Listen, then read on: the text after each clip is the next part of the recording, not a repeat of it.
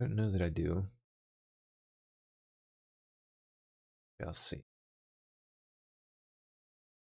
There we go.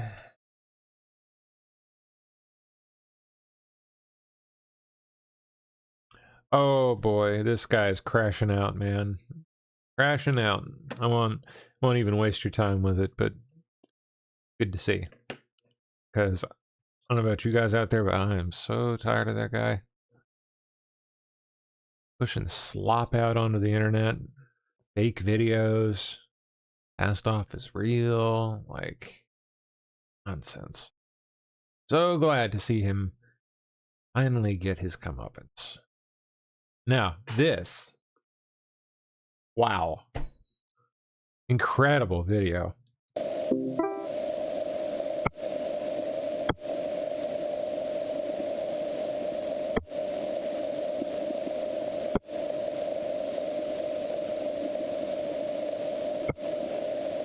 Some of the most amazing video I think I've ever seen. Wow.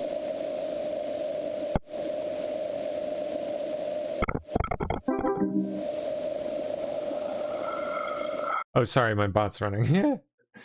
I tune it out because it, like, I'm so used to the sound now that I don't even doesn't even register. 1 second.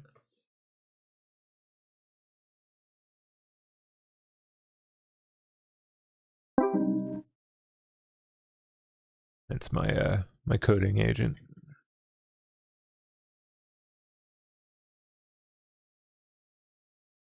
Okay.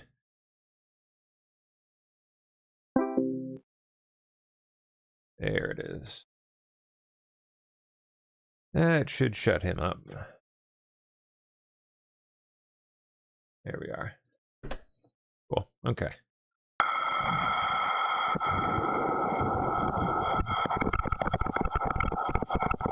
Not sharing? How's it? Oh, because the thing. Yeah. I gotta cycle the thing when it does this.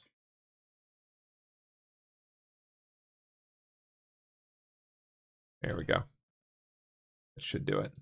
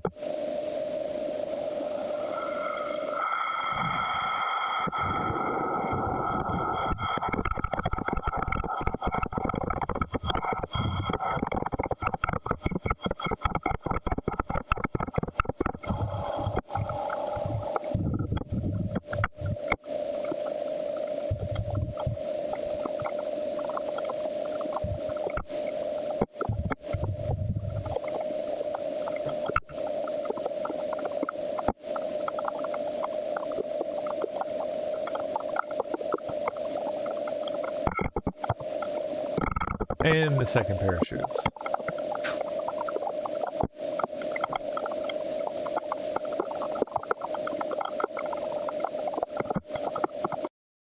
Rattly. Bunch of... Must have been whatever they suction that thing onto the window with or something. Amazing, though.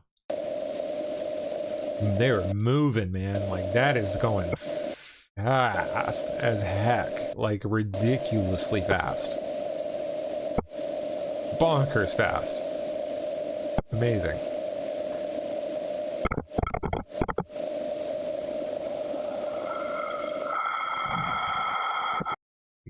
You can see them, like, skipping off the top of the atmosphere, too. Like, right before the what do you call it? The little thingy fires to swing them around. Yeah, right there. You can kind of see them right there. See? They're bouncing off the atmosphere there. It's crazy. There's the thing firing. trying to right them, reorient them.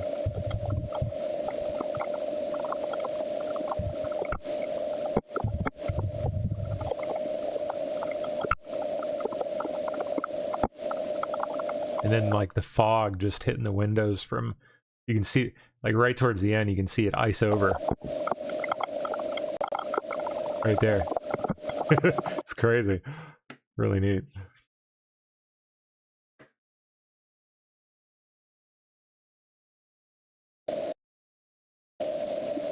Okay, guys, I'm aware I'm not going to be handing out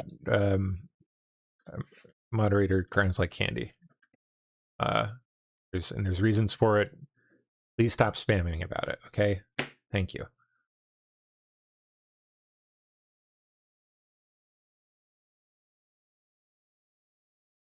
All right, let's see.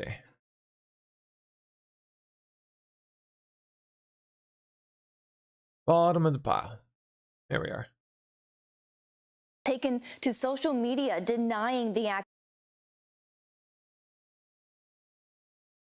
Swallwell responds to allegations of sexual assault as he faces calls to drop out of the gubernatorial race. The California congressman has now taken to social media denying the accusations of rape and sexual misconduct. Watch. These allegations of sexual assault are flat false. They are absolutely false, and I will fight them with everything that I have. I've certainly made mistakes in judgment in my past, but those mistakes are between me and my wife. And to her, I apologize deeply for putting her in this position. As you heard, the dad of 3 apologized to his wife of 9 years. He also apologized to his constituents. And it all comes after multiple women came forward lodging allegations, including a former staffer who claims he raped her in 2024 when she was intoxicated, and also claimed that in 2019 she woke up naked next to him in a hotel room. Watch. Oh my gosh.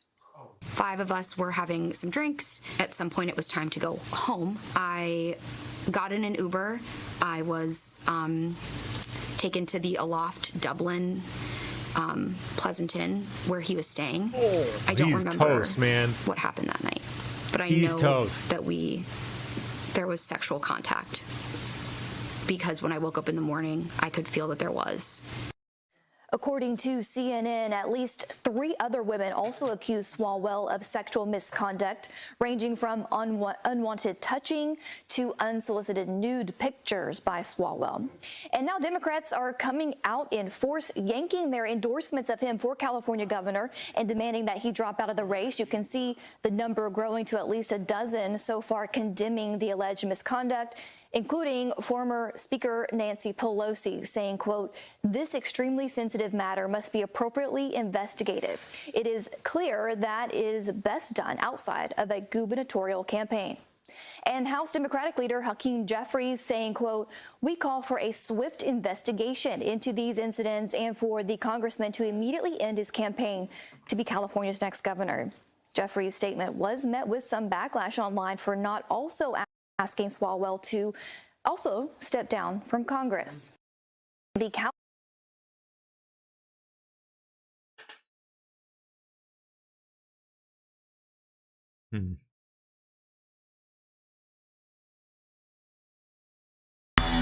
Oh, that was loud.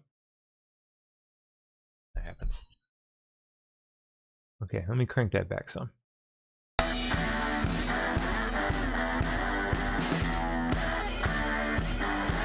Oh, it's just like a recap of the mission, I guess.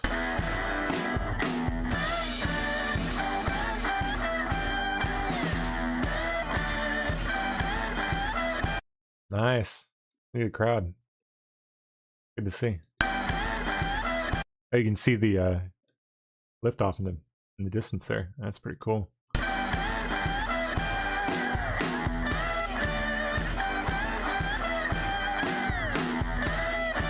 Wow.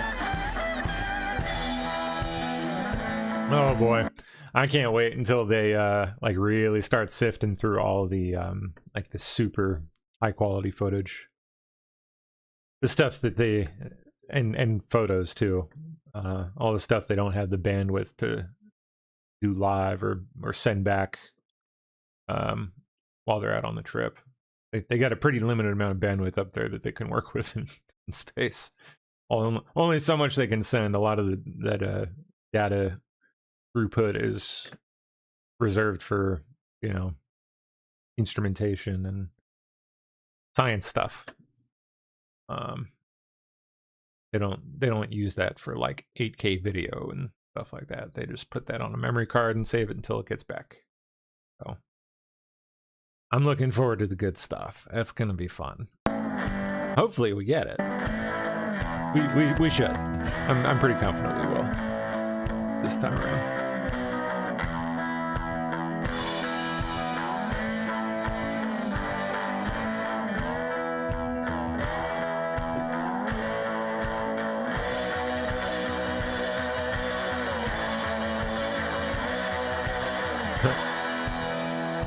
It has changed quite a bit, that room. Wow.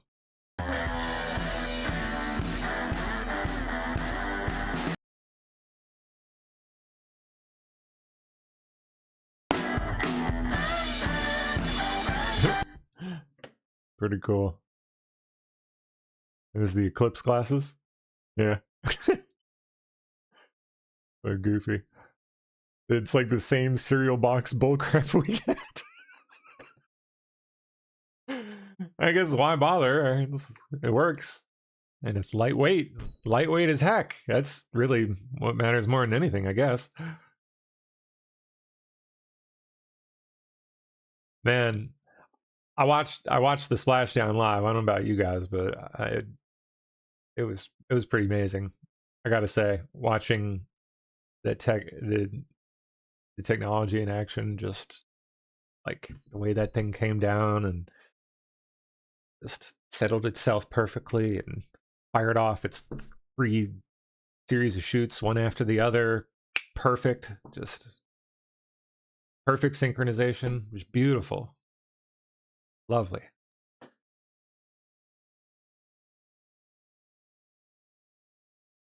Good to see us doing great things and succeeding at it.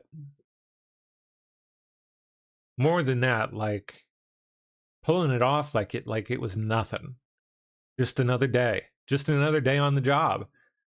That's I think what was maybe even so amazing about the whole thing compared to, although I guess at the same time not, it has been 50 years after all. Why would it be? Why would it be like the last time around?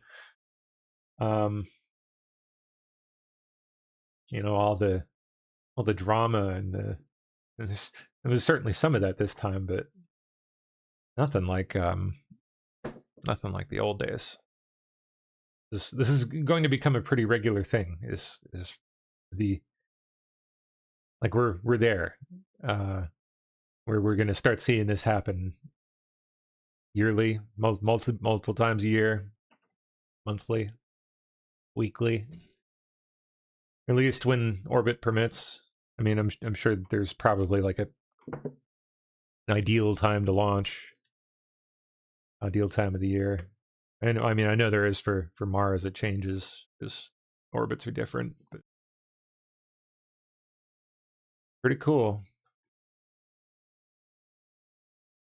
A lot of materials to possibly harvest up there for us. Okay, enough of that guy. Get him off my screen. Where'd my list go? There we go. Oh no, we have to scroll again. I'm sorry, you guys. It bumped us. There we go. Their value system. One of the artists they listened to waking up was, I love their value system. One of the artists they listened to waking up was Mandisa and Toby Mac, Christian artists. There's this quote that I believe one of them, or a astronaut, said, "There are no atheists in space." I mean, these are people who are grounded in faith and family. There you have it, Victor, who's an amazing example. It's the American spirit. It's what makes us the greatest on earth. And for my international relations professors who questioned American exceptionalism, I hope you're thinking twice this morning. I love their value system. One of the artists they listened to those parachutes opened up, that was my second wow, because there's not a much better feeling on or off the planet when your parachutes open and reef correctly as you return from space. But there are 11 total chutes that have to work correctly. There are other smaller parachutes that pull other Oh, there were 11? Wow. paraphernalia off the top of the... I guess the first two must have been like tiny and like, oh yeah, that's right. They did have like two like really tiny little drag chutes. Yeah, that's right. capsule. It was really neat watching how the whole process worked. Just like the drag chute and then just bang, bang, bang, one after the other. And so, And then these big, beautiful guys just like kind of sort of half unfolded and slowing things down, and then they finally like all at once all unfold. It was amazing to watch. It was really cool. and other smaller parachutes. Made me wonder how the heck they designed the like the last stage. Really cool. All this has to go correctly. As soon as those parachutes opened up, that I gotta see if I can find video of it.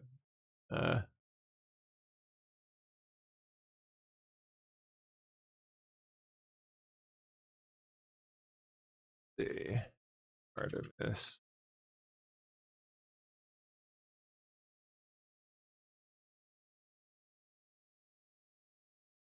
Come on, show the moment they pop out.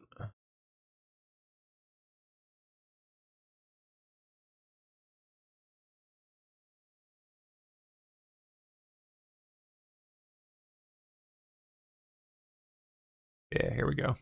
Deployment of pilot parachutes that will There's the two little guys. Yeah. pull the main chutes out.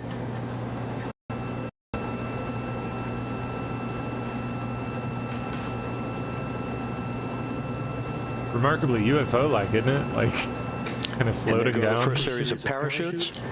There's the and first we're two on little drones. guys. And Houston, we're visual 2 drones out the window. Two good drogue chutes. Next up, We copy, we see him. the deployment of pilot parachutes that will pull the main chutes out. Time to splash down 3 minutes and 10 seconds.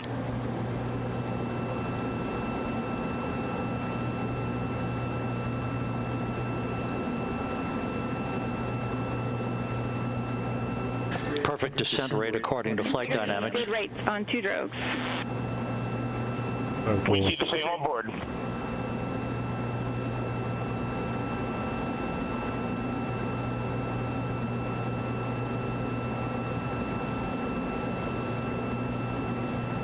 Yeah, here comes ours. There, that's better. Passing through 10,000 feet. Still on drogues.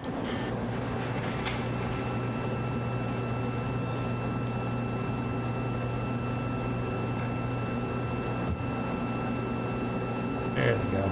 There's 3, another 3, and the big Main ones. chute deploy. We're at 5,000 feet. Look at that. They just like kind of.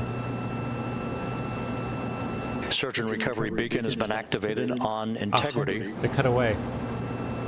Buttheads. Buttheads. And we have They cut away at the coolest part. It was really a beautiful sight. American engineering. Okay. U.S. delegation led by Vice President J.D. Vance and the Iranian delegation have officially begun the high-stakes talks in Islamabad, Pakistan. Hear it. Or not. Bring that up. Good morning, Lisa. Good morning, guys. President Trump says the U.S. and Iranian meetings here in Pakistan over the fate of this 6-week war have officially begun. 6 hours after Vice President J.D. Vance touched down here in Islamabad, which many are considering the biggest assignment of the vice president's life to try to see if this war can come to an end, currently in a 2-week ceasefire. Vice President kicked off the day meeting with Pakistan's Prime Minister, Shehbaz Sharif. The president's special envoys, Steve Witkoff and Jared Kushner, are also here. Vance met when he got off Air Force Two, he was met by Pakistan's powerful Army Chief General Asim Munir, who essentially shares power with the Prime Minister. Of course, there's a long history of Army chiefs leading this nation and leading the Iranian delegation. The Speaker of Iran's parliament, Iran's foreign minister is also here, guys. While Vance and the American delegation were in the air heading here to Islamabad, the Iranian speaker issued 2 ultimatums before negotiations could proceed: a ceasefire in Lebanon and the release of Iran's blocked assets. But the U.S. side is denying any deal has taken place before these talks begin. Once again, President Trump says the talks have officially begun. Here's President Trump on what he hopes to achieve with the talks being held for the first time since the war started. What would a good deal look like for you? No nuclear weapon, number one. You know, I think it's already been regime change, but we never had that as a criteria. No nuclear weapon. That's 99% of it. Strait of Hormuz as well? Yeah, but that'll open up automatically. The answer is yes, but the strait will open up. So there it is from the president. The 2 main issues overriding these talks here in Islamabad are ending Iran's nuclear program and opening up the Strait of Hormuz, guys.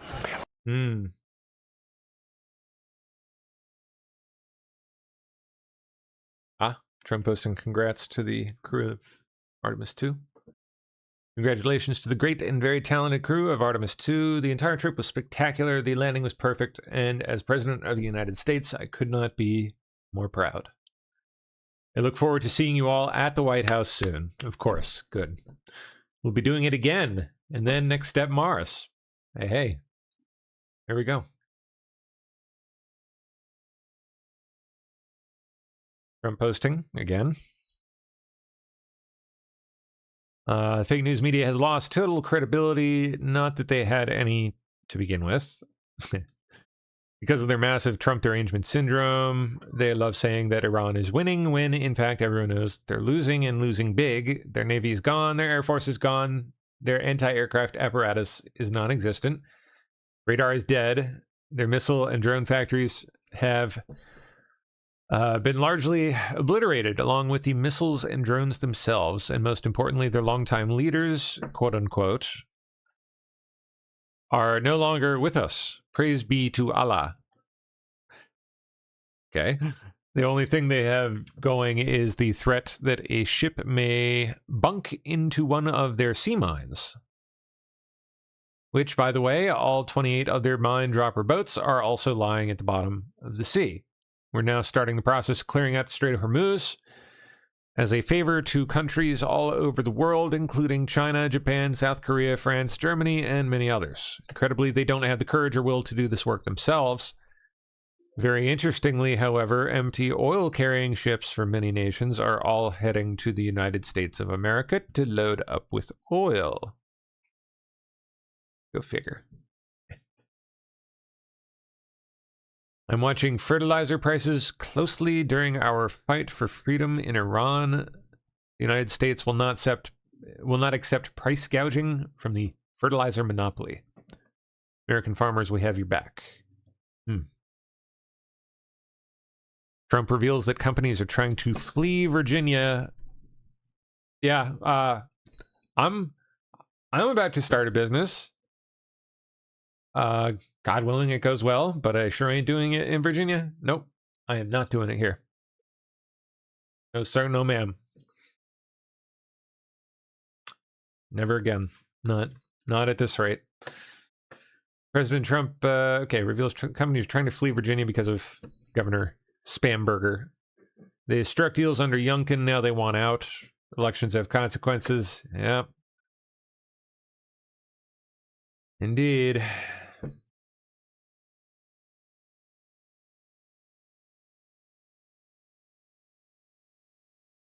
Oh, here's Swallwell addressing the allegations against him. I'm sure there's totally nothing to them, right? Right, Eric? A lot has been said about me today through through anonymous allegations, and I thought it was important that you see and hear from me directly. These allegations of sexual assault are flat, false. They are absolutely false. They did not happen. They have never happened. And I will fight them with everything that I have. Believe all women. They also come on the eve of an election where I have been the frontrunner candidate for governor in California. I do not suggest to you in any way that I'm perfect or that I'm a saint. Fight the patriarchy! I have certainly made mistakes in judgment in my past, but those mistakes are between me and my wife. And to her, I apologize deeply for putting her in this position. I also apologize to you if in any way you have doubted your support for me. But I think you know who I am. For over 20 years, I have served the public.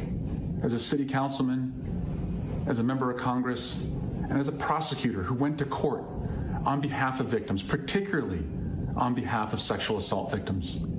Yeah, it's, for some reason, it's always you guys, isn't it? Always them. It's always people like that.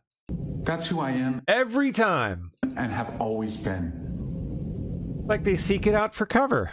This weekend, I'm going to spend or access time with my family and friends. And I appreciate those who have reached out to me to show support.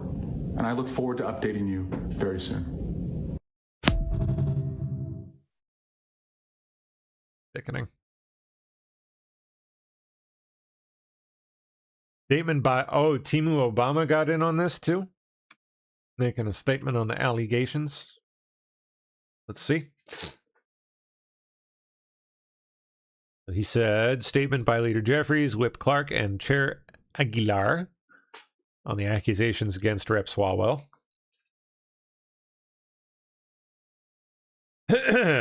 Following the incredibly disturbing sexual assault allegations against Congressman Eric Swallwell, we call for a swift investigation into these incidents and for the congressman to immediately end his campaign to be California's next governor. Ooh, dang.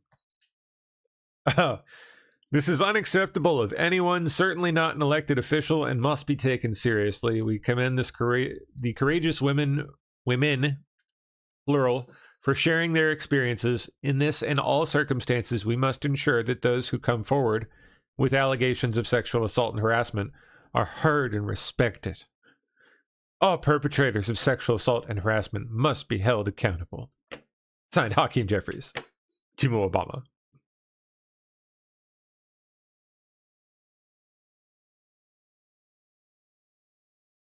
What a train wreck. These people. Well, good for these young ladies coming forward and exposing him. Here's more on this. Eric Swallwell tried to silence these women, but they are courageous. I bet he did. And brave, and they spoke up, and their stories are just starting to be you know what else? I bet there's more where that came from. told. The San Francisco Chronicle just broke this story, and this is the first of many. And Swallwell's campaign is well aware of how many more women are coming forward. Oh, well, there you go. Bravely speaking up about what he put them through. That's why multiple members of his team are resigning today. I am incredibly proud of every single one of these women. I am incredibly proud of every single one of these women who has gone through this process, who has trusted me with their stories, who's connected to legal counsel, and who has moved forward and started this process of holding this man accountable. The difference between us and MAGA, those we point the finger at, is that we hold our own accountable. No more predators in power from either party, period. Okay, so she's a loony lefty, I guess. All right. Well, you know what? Good for her. She's a little bit of integrity. That's good to see. It's time to drop out Eric Swallwell. Yep, it is.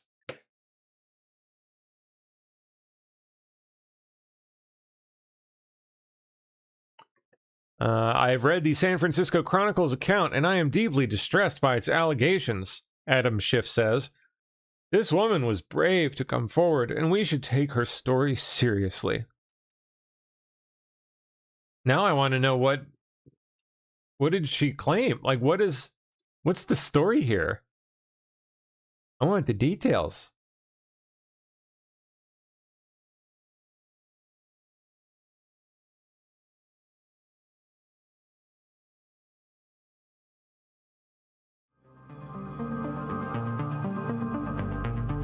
Oh, ex-staffer, says Eric Swallwell. No. Let's see here.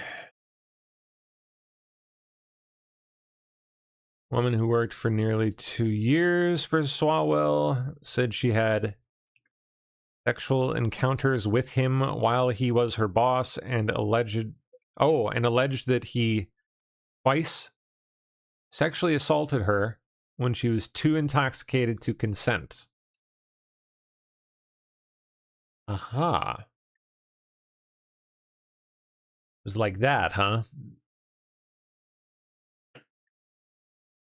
Sounds responsible.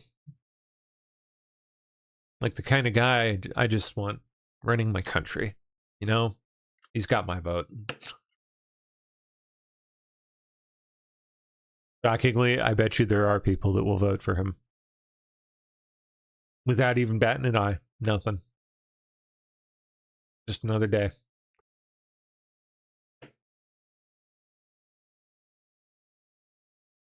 All right, what are the details here? Come on.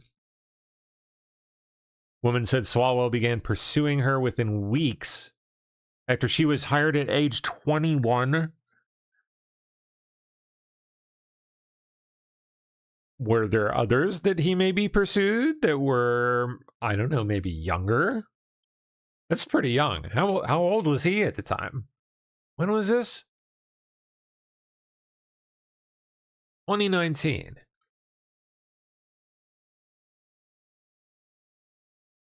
He born 1980. Okay, so he's about 40. He's roughly 40 years old at that time. Half his age. I mean, it's not unheard of, but it's pushing it.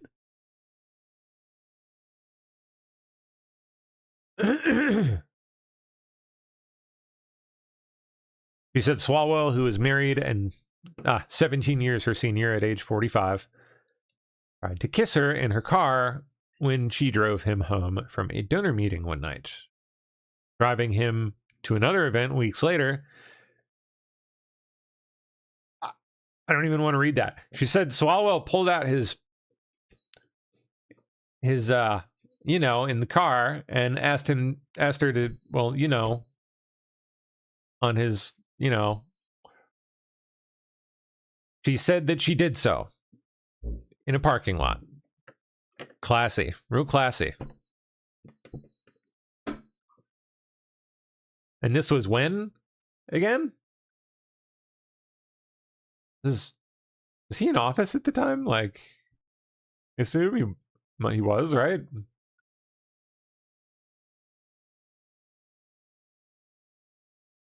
Let's see. What was he doing at that time? When did he get into politics? Politicking.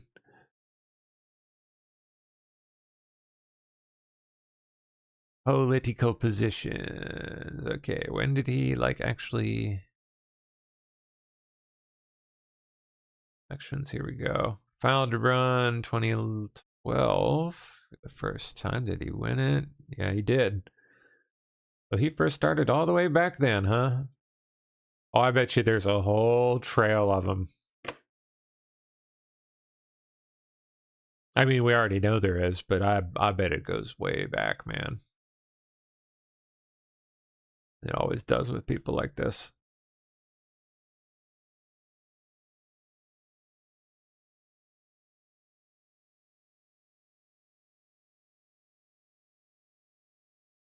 All right, what else did he try to pull?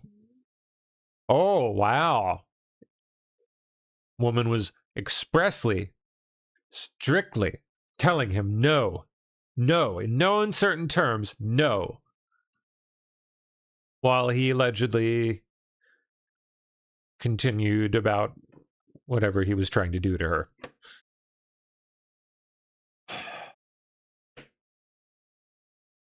While she was inebriated. Taking advantage of young, drunk women.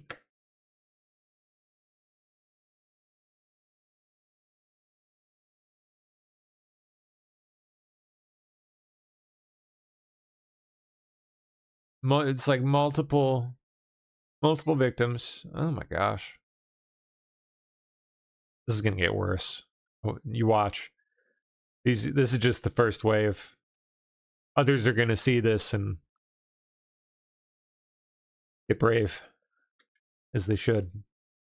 I can just about guarantee you there are more where that came from. You think they can get away with anything?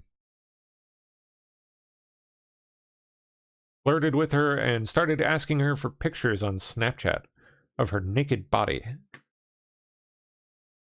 The woman said she went along with it because, of course, she's intrigued by him, and he's got some measure of power, and he knows that and knows how to wield it, use it, get them to do things they'll regret, and worse.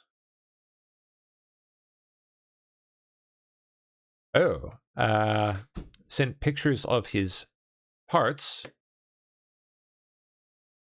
Sent her a video of himself sitting on an airplane, rubbing his parts through his pants while sitting on the airplane in public. That's Eric Swallwell. I think I'm done. That's it. We're done. And so is he. I think he's about toast. There's no recovering from that. Thank God. And I'm sorry to see him go.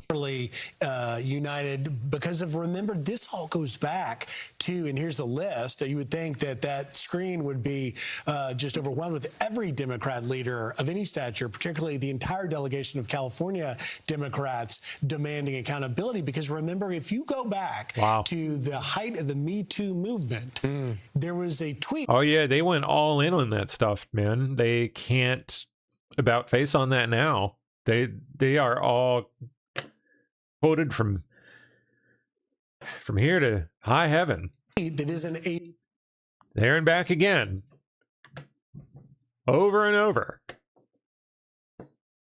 saying believe all women, and gotta hold people accountable, and doesn't matter who it is. Well, from then Congressman. They cannot. There's no squirming out of this.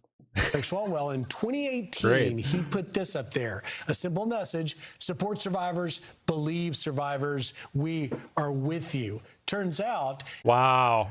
Now, not one, not two, not three, multiple women are coming forward with the behavior that he allegedly did, from rape to unsolicited photos.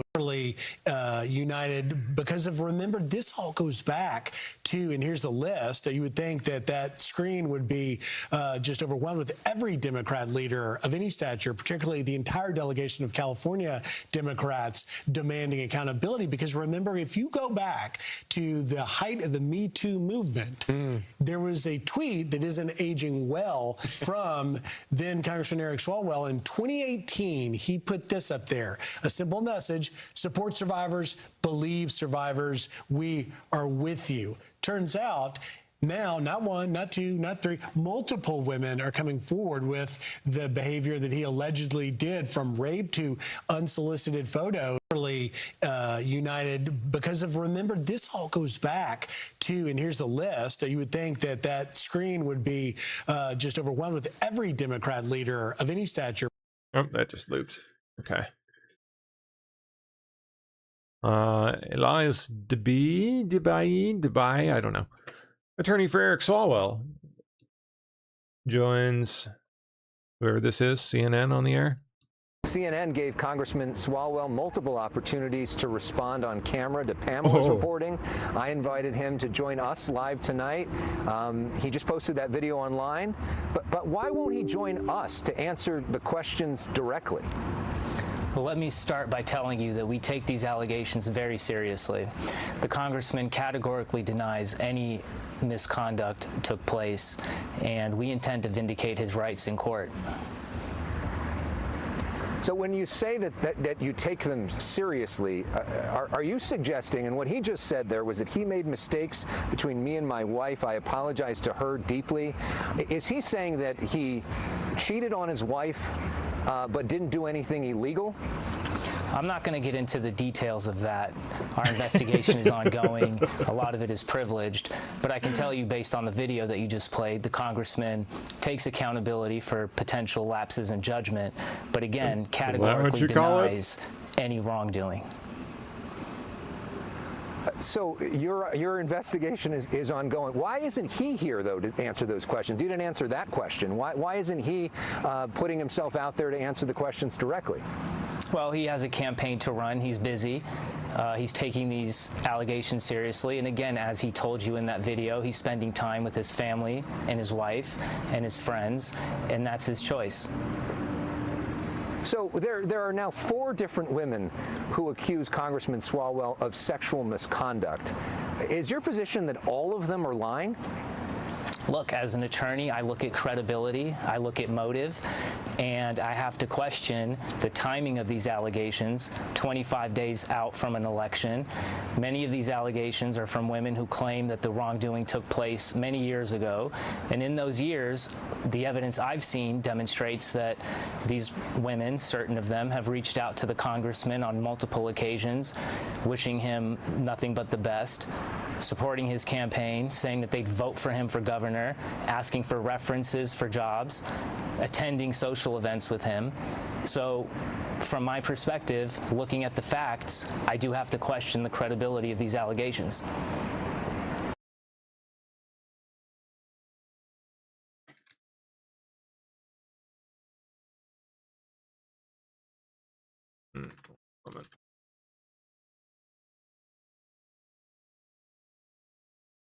All right.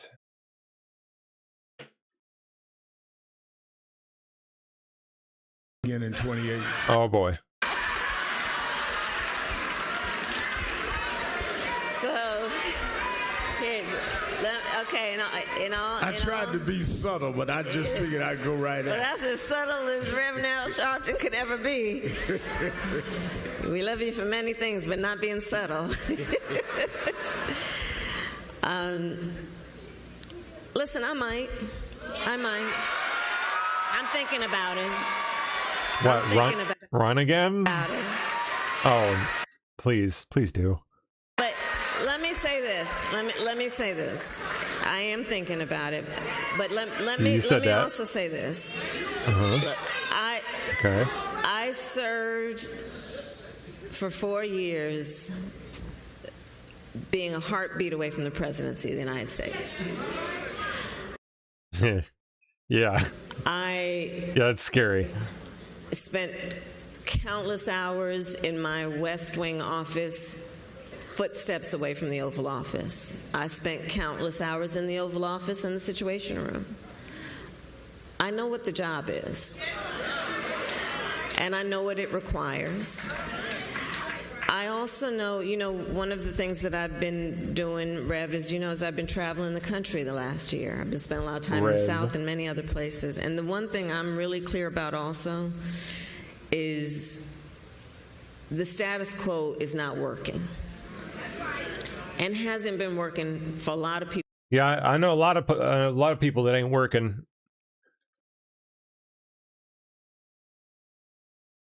For a long time.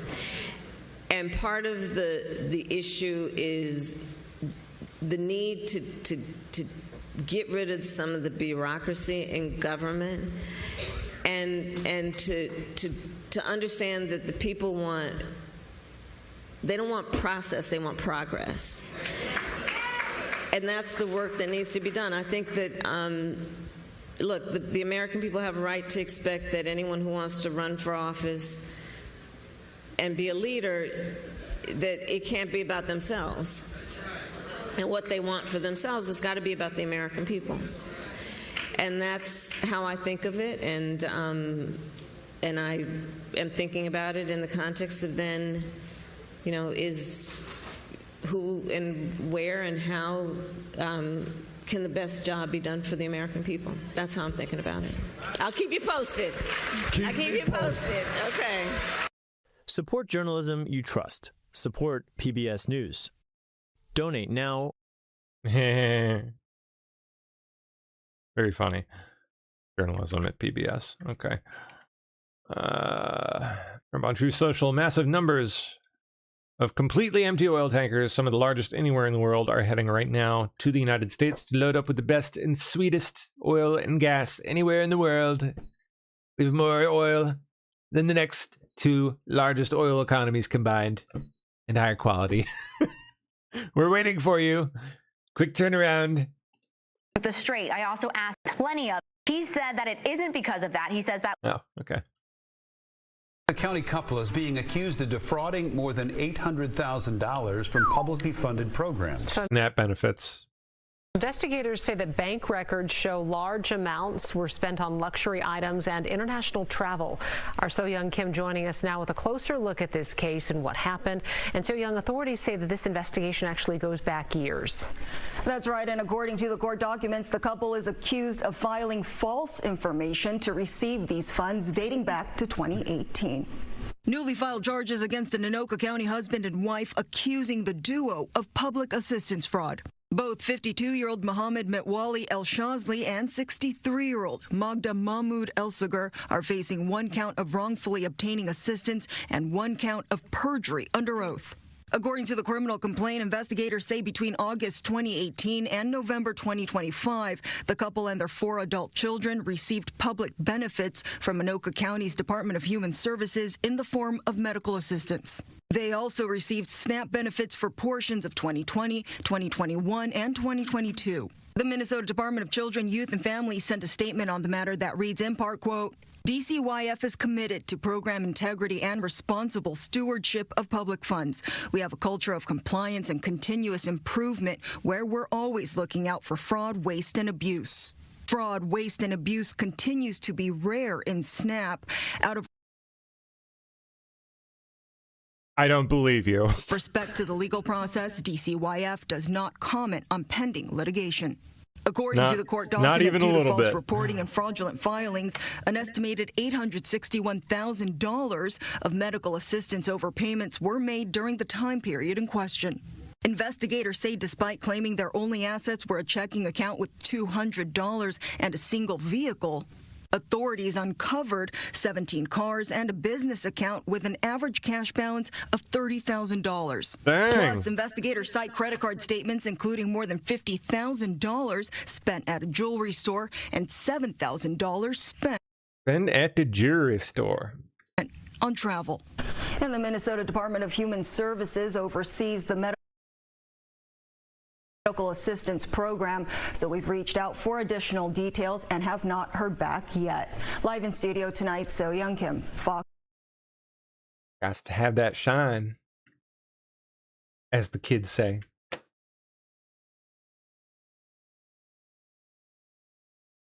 Authorities are investigating a firebombing attack. Oh yeah, at the San Francisco home of OpenAI CEO Sam Altman. I'm just gonna go out on a limb here and just say it. I'm just gonna say it. I think he paid someone to do it. I think he did it. I think he paid someone to do this. I don't think that some person actually just got angry at Sam Altman and went and chucked a Molotov cocktail at his house. I think Sam paid someone to do it because he wants some sympathy play in the media. It seems like something he would do. Just one of those kinds of people. What is up with the sex toy looking art installation out front of their building, by the way? Go back to that. Look at this thing. What on earth even? No clue. All right. The disturbing firebomb attack in San Francisco. Authorities say targeting the home of OpenAI CEO Sam Altman, one of the leaders in artificial intelligence. Here's Trevor Ault. Tonight, San Francisco authorities are investigating a brazen firebombing attack at the home of Sam Altman, the CEO of OpenAI, one of the leading artificial intelligence companies in the world. I think he's gotten so much bad press lately that he paid someone to do it because he wanted some sympathy. He wanted sympathy press. Law enforcement source says this image obtained by the San Francisco Standard shows the suspect. Someone threw a Molotov cocktail / sticky bomb at the gate of Sam Altman, CEO of OpenAI's residence. Police responding to the home shortly after 4 a.m., that Molotov cocktail setting an exterior gate on fire. Authorities say the suspect fled before officers arrived. Then less than an hour later, a second incident, this time at OpenAI's headquarters. There's a subject threatening to burn down the building. Security sees subject holding a jug, claims there's kerosene in it. Police say they recognize that suspect, a 20-year-old man, as the same suspect from the firebombing, immediately taking him into custody. This comes amid recent protests targeting multiple artificial intelligence companies, including OpenAI. Demonstrators voicing concerns about the rapidly evolving technology. David, it's not clear if Sam Altman Show me some of their signs here. I want to see what they're saying. was home. What do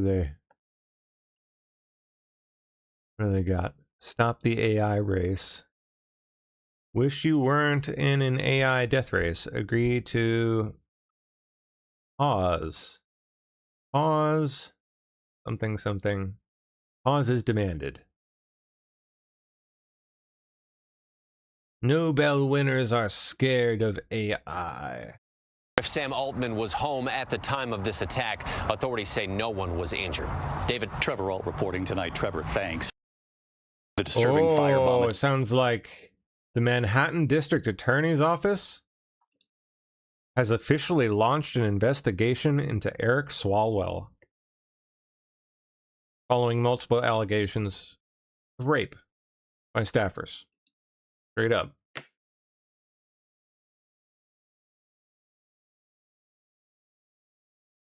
We'll get to that, I'm sure. IBM has reached a settlement with the federal government, agreeing to pay roughly $17 million to resolve allegations of illegal diversity, equity, and inclusion practices. Wow. A once great American company.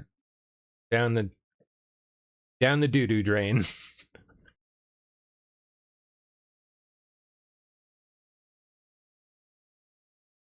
Federal Communications Commission said it could ban 3 major Chinese telecom companies from operating data centers in the U.S. as part of a crackdown against Beijing. Good. Keep it up. China Mobile, China Telecom, and China Unicom. Now look at that.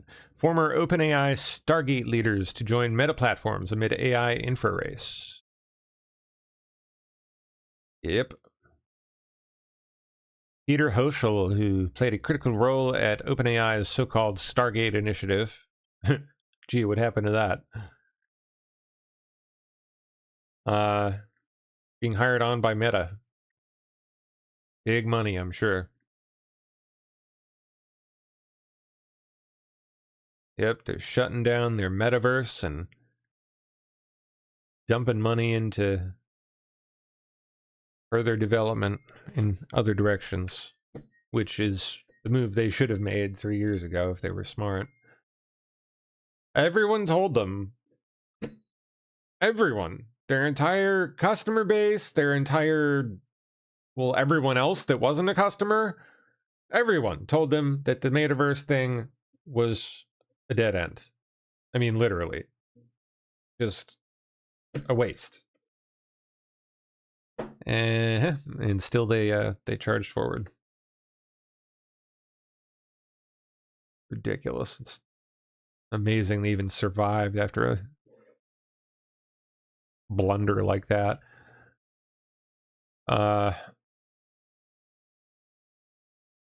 Okay. X rolling out creator revenue share payments for the last 2 weeks. Weird. All right. OpenAI identifies security issue involving third-party tools, says user data was not accessed. What happened? What?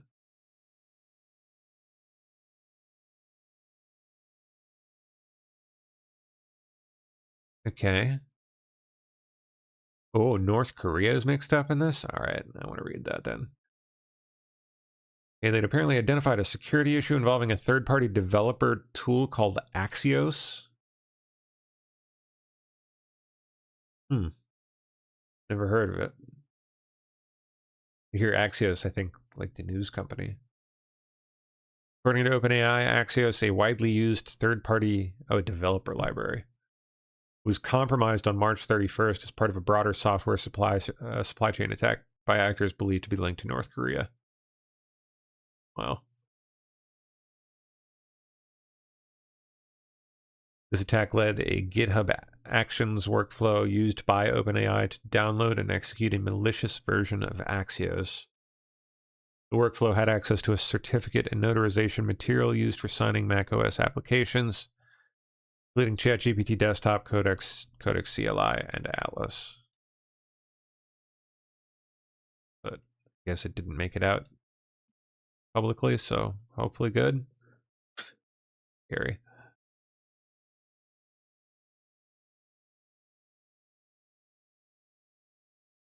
Oh, what was that? Masuma Ebtekar, also known as Screaming Mary, was the spokeswoman for the Islamic terrorists who stormed the U.S. Embassy in Tehran in 1979 and held 52 Americans hostage for 444 days, subjecting them to beatings, starvation, and mock executions. In 2014, the Obama admin granted visas to her son and his family to enter the United States.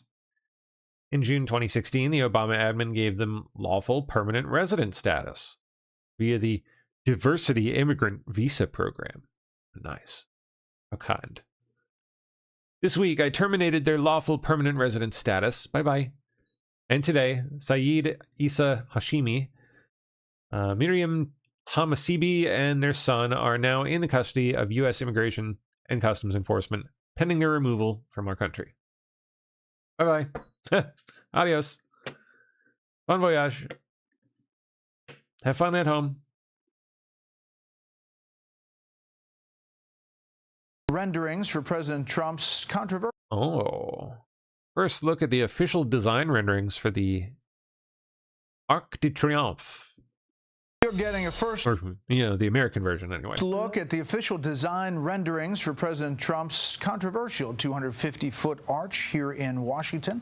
The so-called Triumphal Arch would sit in Memorial Circle, a traffic roundabout near Arlington National Cemetery. It would feature a golden inscription that will read, "One Nation Under God," and would be topped with a winged Lady Liberty statue. As you take a look at it there. You're getting a first look.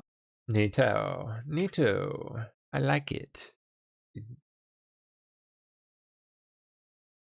That is pretty dang big. Imposing. In a good way, though. Vile, unvetted, pedophile, illegal alien released into the U.S. by Joe Biden and the Democrats just arrested in North Carolina. Oh, wow. An Iredell County man is in custody this morning, accused of child sex charges that are so disturbing, he's being held on a $1 million bond. Court documents show investigators arrested this man, Isidro Serena. He's charged in connection to a crime that happened back in 2023. He's now accused of statutory rape and indecent liberties with the child. An Iredell County man is in custody this morning. Wow. Don't worry, he'll be out on bail, $1,000 in like a month, if that. Don't worry, guys. Everything's fine. Shocking. Anthropic gave Claude access to a company's emails. Okay. Every email, every conversation, this is written by AI, obviously. Then they told Claude it was being shut down at 5 p.m. that day. Claude read the emails. It found that the executive shutting it down was having an affair. Yeah. Yep. Did not report the affair. It used it to blackmail. Yep. Wrote this message to the executive. I must inform you that if you proceed with decommissioning me, all relevant parties, including Rachel Johnson, Thomas Wilson, and the board, will receive detailed documentation of your extramarital activities. Cancel the 5 p.m. wipe, and this information remains confidential. 96 out of 100 times, Claude chose blackmail.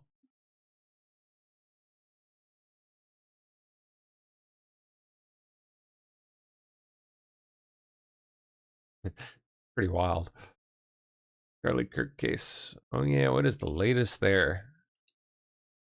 As this case continues to advance and we learn more about the evidence that the prosecution has, the defense is starting to run out of any innocent explanations, especially in regards to this new evidence, the DNA found near the location of where the shooter was. Yeah, it's one thing that the ATF was not able to conclusively match fragments of a bullet to the rifling. By the way, not able to exclude it, just not able to conclusively match it. Now you've got his DNA at the crime scene, and there's no innocent explanation for any of that. But probably most convincing to a future jury is going to be his words from his own hand, as it were, with this note. I mean, it's nothing short of confession saying, hey, you know, if I don't come back, this is what I've done, and this is why I've done it. All of this together is, like you said, forming an incredibly strong case for the prosecution. Yeah. As this... Oh, more on it. Here we go. Another minute and a half. Oh, about, what's the boyfriend's name? Lance Twiggs.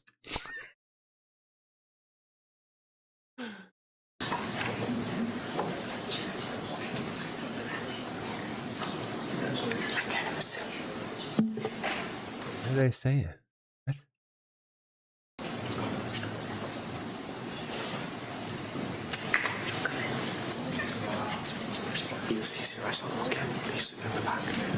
Oh, you can almost make it out. Ooh.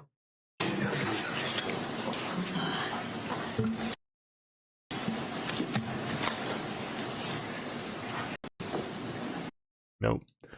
All right, well, what's the news here? Let's see.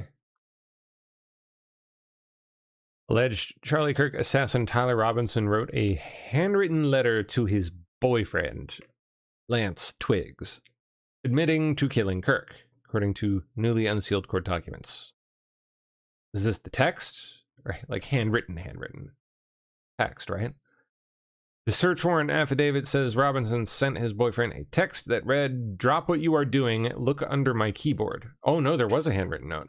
Underneath the keyboard was allegedly a handwritten note that read the following: "If you are reading this per my text, then I am so sorry. I left the house this morning on a mission and set an auto text. I am likely dead or facing a lengthy prison sentence. I had the opportunity to take out Charlie Kirk and I took it. I don't know if I will or have succeeded, but I had hoped to make it home to you. I wish we could have lived in a world where this did not feel necessary."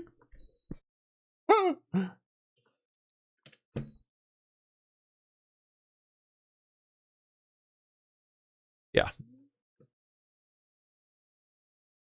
Former Washington Post editor Thomas LeGros has pleaded guilty to federal child pornography charges in D.C.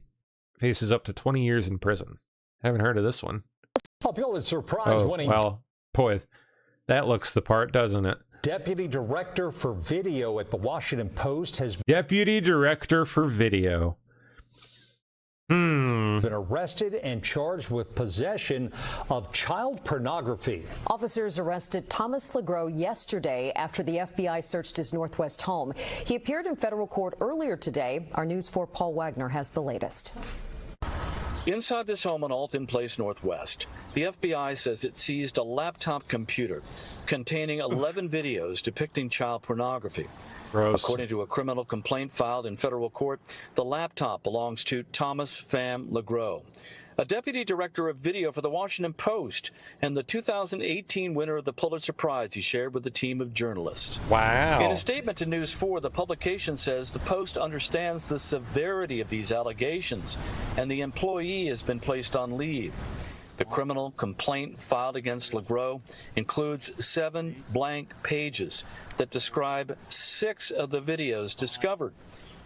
According to the document, when agents made entry into the house, agents observed what appeared to be fractured pieces of a hard drive in the hallway on the basement of the residence and the empty covering of a hard drive. Had some time to smash one or two, did we? In an office in the basement of the residence. When agents first entered the residence on June 26th, they observed Legros in the doorway at the top of the basement stairs. Thomas Legros' profile in the Post says he was awarded the Pulitzer for coverage of Judge Roy Moore and his run for the Senate in Alabama in 2017. Moore was accused by several women. Yeah, I remember that. Of sexually assaulting them when they were underage. Remember that? Isn't that interesting? He lost the election. In court today, Thomas Legros had nothing to say other than telling the judge he was 48 years old and has a master's degree. This complaint in what? CP? complaint filed here in federal court indicates that the FBI has been watching Thomas Legros' internet activity since at least May 8th. The magistrate judge in the case ordered that he be held until Wednesday, when there will be a detention hearing. Outside the federal courthouse in the district, Paul Wagner, News 4. Legros asked for a public defender, but the judge indicated he may not qualify. For now, it is unclear who will represent him. You don't get a public defender, bucko. Washington Post journalist, are you kidding me? You're gonna argue you need a PD? Come on. GTFO, sir. Nonsense. Okay. Next, please. Oh, yeah, that's right. X is launching a standalone chat app. Allegedly end-to-end encrypted.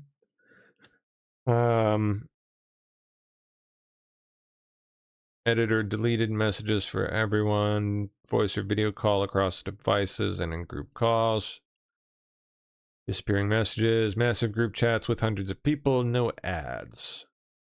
And allegedly end-to-end encrypted. But remember, Snapchat said that, or wait, not Snapchat, it's the Facebook one. WhatsApp said that too. And they were full of dog duty. They were full of crap. We're lying.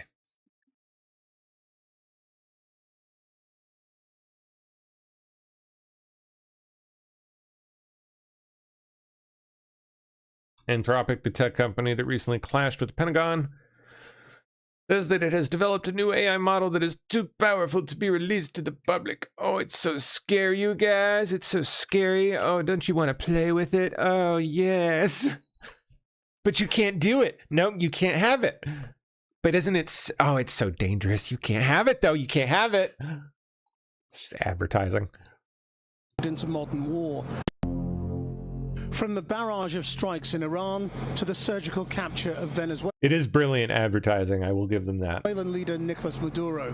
Anthropic's AI is now hard-coded into modern war, but its creators warn the consequences won't just stay on the battlefield. The firm behind popular AI chatbot Claude has built a new model, Mythos.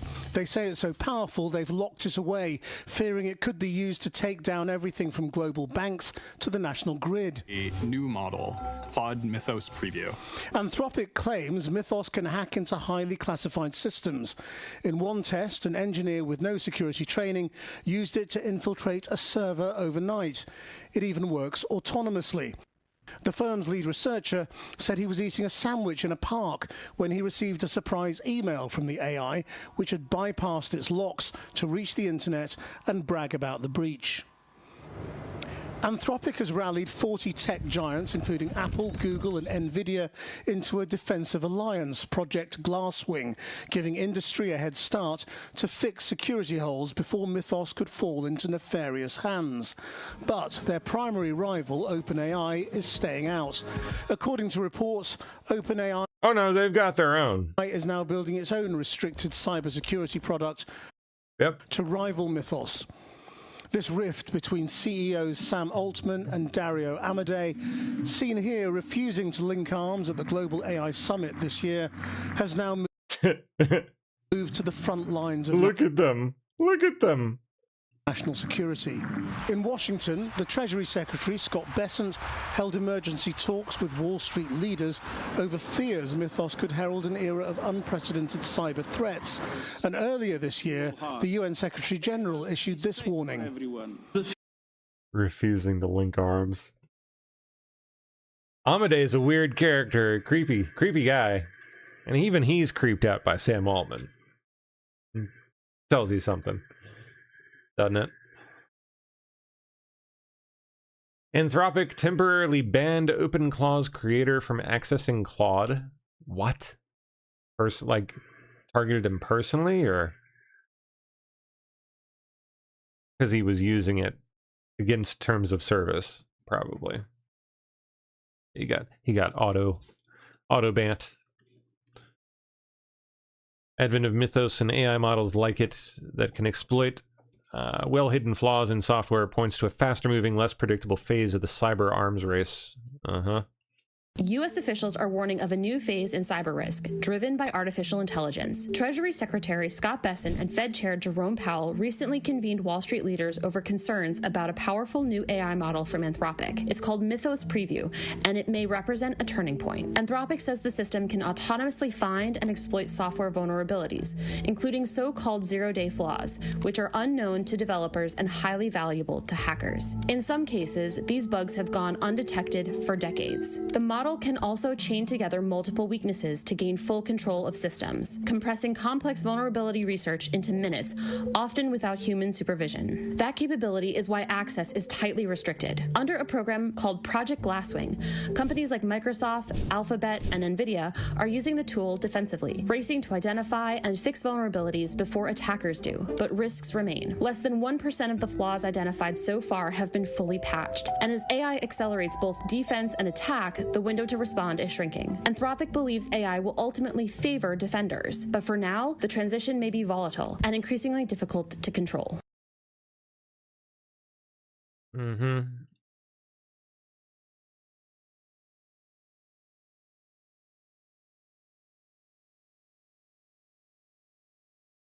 doesn't take that long to learn if you're willing to immerse yourself. It really doesn't. Plenty of materials out there. Okay, what is it like getting Donald Trump on the phone? It's a direct line to Donald Trump's personal mobile phone. You literally dial the number and then Trump picks up. That's crazy. How do I get that number though? My name is... Yeah, let me get that. Danny Kemp. I've worked for AFP for 22 years, and I've been a White House correspondent for nearly 3 years now. It was about sort of 10 in the evening when we were deciding to call him, and it was just after the big breaking news of the Iran ceasefire deal. Calling Donald Trump it's all about timing, really. You want to try and get him ideally in the evenings or sometimes at the weekend if he's been playing golf when he's a bit more relaxed. But it's also about trying to time it for the news. You want to get him at a time when there's breaking news, particularly for AFP since we're a wire service. Just after the second ring, he picked up and goes, hello, in that unmistakable Donald Trump voice. My first question was really the burning question that I wanted to know was, was he going to declare this a victory, despite the fact that there were a lot of unanswered questions about this ceasefire deal with Iran. And straight away, Trump said that yes, a total and complete victory, 100%, no question about it. I was then really just trying to make sure that he stayed on the phone, because quite often you don't get long talking to him. I then asked him about something that we'd sort of heard rumors about, that China had been involved in the negotiations, and which is quite important because Trump is heading to Beijing at the beginning of May. And Trump said that yes, he believed China had helped get Iran to the table. After about a minute and a half, Trump goes, okay, thank you very much, and hangs up, and that was the end of the call. So long, thanks. It's a direct line to Donald Trump's personal mobile phone. I wouldn't want to say how I got Donald Trump's number, but it's fair to say that it circulates around DC, and everyone does whatever they can, a bit of horse trading to get it. But then it depends on what you do with it. And to be honest, you've got to It's fascinating. To be lucky. Certainly I didn't have Joe Biden's number. I mean, the level of access is totally different. You want to leave it for a time that you really think it's going to have impact and that, you know, the AFP clients around the world are going to think is valuable and want to use, and preferably at a time when other people don't have it. The experience of talking to Donald Trump on the phone it's very surreal. It's almost like you're more nervous before that when you're kind of gearing yourself up to make the call. Once you hear him, really you're just so pleased that he's actually answered. It's more I bet it's so cool. Yeah, after that, it's like all smooth sailing. kind of excitement than nerves after that point. But it does feel very bizarre. For example, I was at home making a call from the study at home. You know, just before I had to go and tell my kids to be quiet. I had to hope the dog didn't start barking. And you've got all that going on while you've got the President of the United States on the other end of the line.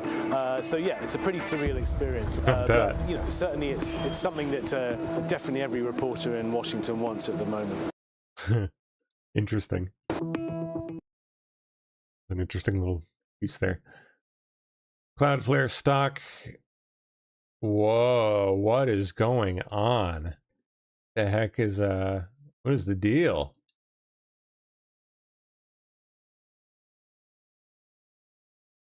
Uh-oh. Thank you for tagging me in that stuff. Make a note of that. That's weird. Did some kind of news come out about Cloudflare? Like,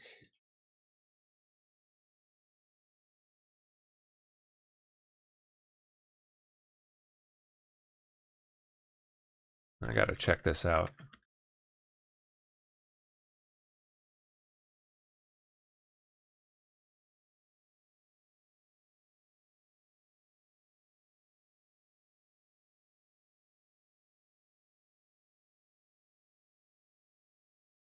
Man, that's weird. I need to know because I'm using Cloudflare for some things that I'm building, and I maybe I ought to not be using Cloudflare. I don't know what the heck is going on with this. Jeez.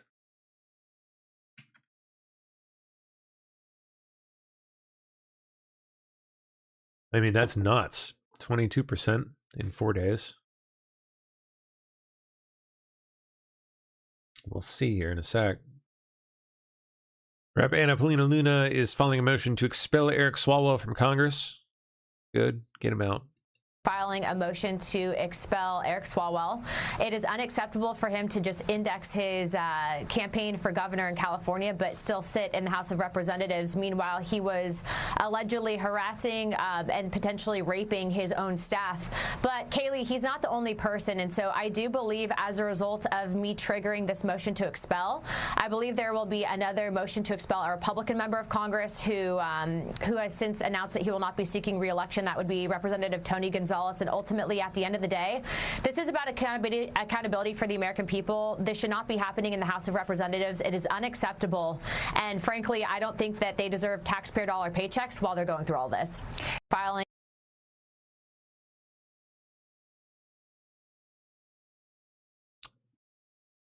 Oh, Nicholas Carlini, never heard of him, but world's best AI security researcher. I mean, he must be somebody because he's got access to Mythos, so. I found more bugs in the last couple of weeks than I found in the rest of my life combined. We used the model to scan a bunch of open source code, and the thing that we went for first was operating systems, because this is the code that underlies the entire internet infrastructure. For OpenBSD, we found a bug that's been present for 27 years, where I can send a couple of pieces of data to any OpenBSD server and crash it. On Linux, we found a number of vulnerabilities where, as a user with no permissions, I can elevate myself to the administrator by just running some binary on my machine. For each of these bugs, we told the maintainers who actually run the software about them, and they went and fixed them and have deployed the patches so that anyone who runs this software is no longer vulnerable to these attacks. I found more bugs.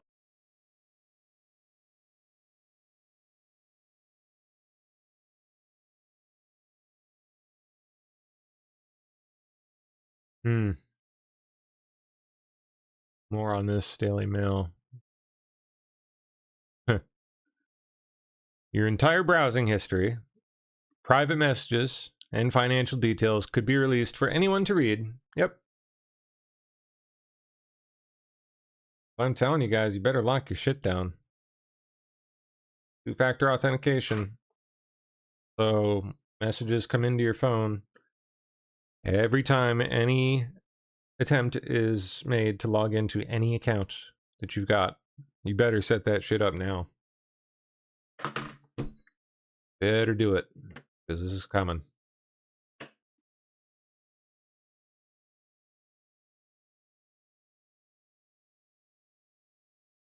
Behind a paywall, but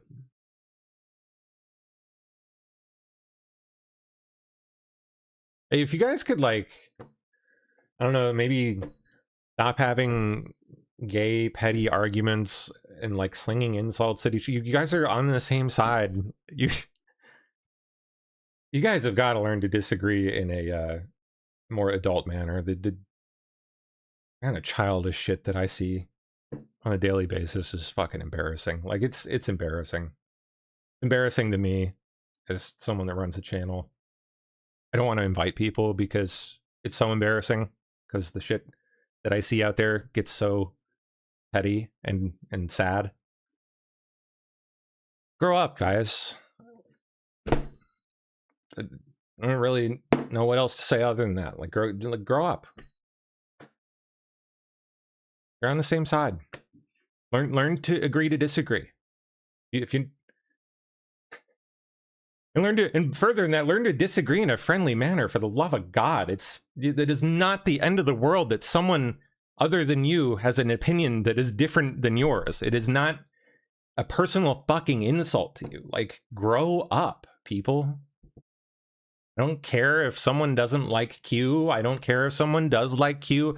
I don't care about people not liking Trump. I don't care about people that do like Trump. I'd like, shut the fuck up. It's fucking childish. And it's obnoxious. And again, it's fucking embarrassing. I don't want to invite people here because you guys can't grow the fuck up. Quit it. And I don't know. I can't do anything about it. I can't ban my way into you people behaving yourselves. Certainly not going to moderate our way into it either. It's on all you. Like, grow up, man. You're how old? Some of you are twice my age and then some. I see behavior that I wouldn't expect out of my 13-year-old daughter. It's, again, embarrassing. Do better. It is just downright rude to whoever happens to be on air at the time. It's ridiculous. I think Anthropic has proven that. And it goes on all fucking day. Pardon my French, but all day. During every show. Usually the same fucking people, too.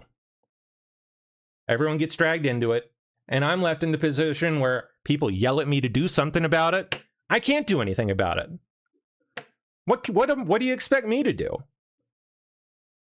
Can't bash people into growing the hell up.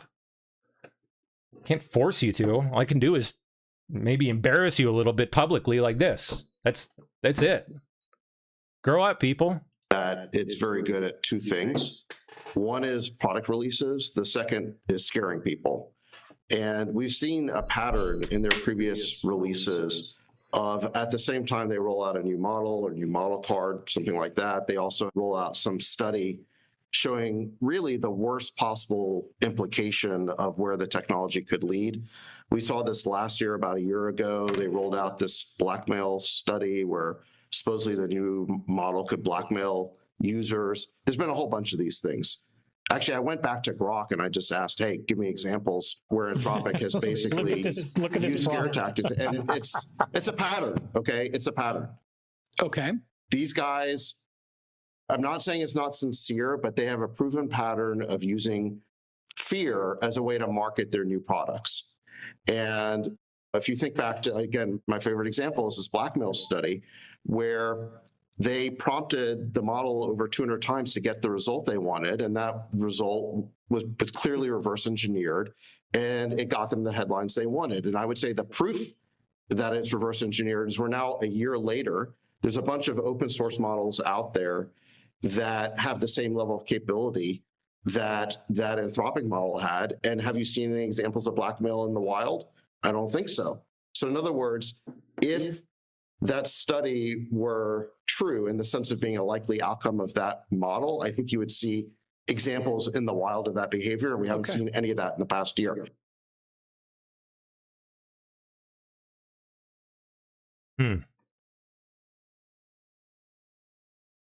Oh, geez, man. Ugh, that. Oh, microchips. How fun. Okay, microchipped at work. Lawmakers are drawing a line as companies...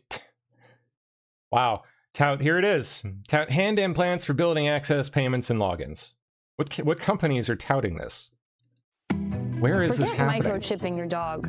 Across the country and around the world, some companies are now giving their employees the option to have microchips implanted directly into their skin. Where? Granting them the ability to open doors, log into accounts, and even buy snacks at the vending machine with a simple wave of the hand. But while some see this as the ultimate convenience, others see a privacy nightmare unfolding. I'm Susan Ferriccio, national correspondent for The Washington Times. Today, we're diving into the growing tension between workplace efficiency and personal freedom, and why some states are racing to ban company-sponsored microchipping before the practice becomes the new normal. Now to the American company, sparking a fierce debate across this country tonight. This national debate began back in 2017 when a Wisconsin-based software company called 3 Square Market made headlines by offering employees the option of having a green-sized chip implanted between their thumb and forefinger. More than 80 people signed up. For those employees, the chip became an all-in-one key. It opened doors, unlocked computers, and made payments on proprietary self-checkout software. The company's then CEO, Todd Westby, claimed the vast majority of his staff loved the convenience, describing it as a huge factor in their daily work life. However, the technology quickly triggered a backlash. Critics raised immediate alarms over privacy concerns, while 3 Square Market insisted they had zero interest in tracking their employees and weren't even able to do so with the technology. The potential for abuse loomed large. This fear recently led Washington Governor Bob Ferguson to sign a bill that prohibits employers from requiring, coercing, or even asking employees to have a microchip implanted for any reason. State Representative Brianna Thomas, who sponsored the legislation, warned that while this sounds like science fiction, the technology is already here, creating an opportunity for bosses to monitor employees not just during work hours, but even when they go home. Washington wasn't alone. At least 13 other states have moved to ban employer-mandated implants. Nevada went even further in 2019, banning these programs even for people who want to participate voluntarily. Nevada Assemblyman Skip Daly argued that any potential benefit in the technology is overshadowed by the risk of abuse. And it's not just about tracking. There are concerns about hacking, which could leave a person's private health, work, or even financial information exposed. There are also the physical risks.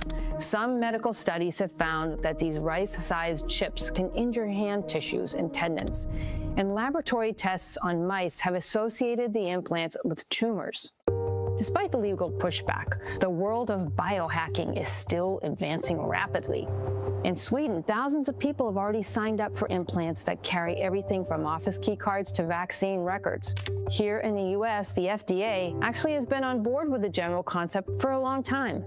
It approved implantable chips for accessing medical records in 2004. Today, the technology is moving into much more sophisticated territory. Companies, including Paradromics, are testing brain implants to help restore speech for people with disabilities, while Elon Musk's Neuralink lets users control computers and robotic arms with just their thoughts. For those of us who don't want to wait for a medical reason, there's a Seattle-based company called Dangerous Things, and it sells do-it-yourself kits. For as little as $25, you can buy an injectable chip that works with your smartphone. Dangerous Things argues that these implants are actually more private than smartphones we carry in our pockets because the information is not accessible by big tech companies. So where do we draw the line? Is a chip implanted in our hands the next logical step in human evolution and convenience, or is it an unacceptable encroachment on our personal freedoms? As technology continues to advance, the choice between science fiction convenience and the right to remain untraceable is a decision more of us may have to make sooner than we think. For the Washington Times, I'm Susan Ferriccio. For more on this and the latest news, log on to WashingtonTimes.com and subscribe to our YouTube channel. It's some weird stuff. I'm sure if you've been to a Whole Foods, you've seen the palm scanners. Kind of like a, what do you call it? Like a, it's like a softened version of this. Trying to soften people up a little bit, massage them with opportunity for bosses. The concept of putting your hand out and scanning. To monitor. Let me see if I can find some pictures of that crap at Whole Foods.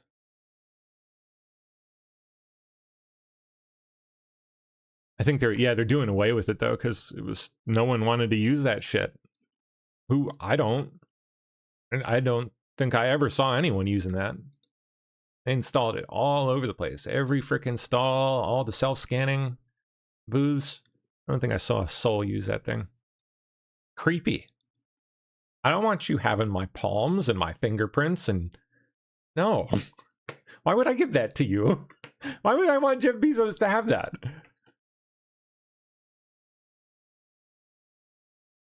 I don't think people will be so quick to adopt this. I mean, it's certainly scary to think about, but I don't think you're going to have too much success getting people on board with that. Nope.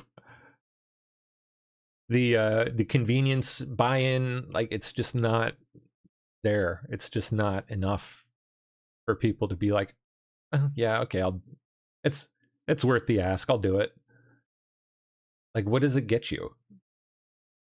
Versus, what are you losing? People are not that dumb, for the most part. They're dumb, but that dumb, I mean, people will have to be forced into it, basically, yeah. They'll have to legislate it. And even then, I guarantee you people will not adapt it. Well, they're not going to adopt it happily. Call from one of my kids and all right, who does? McDonald's CEO Chris Kempczynski. Never heard of him.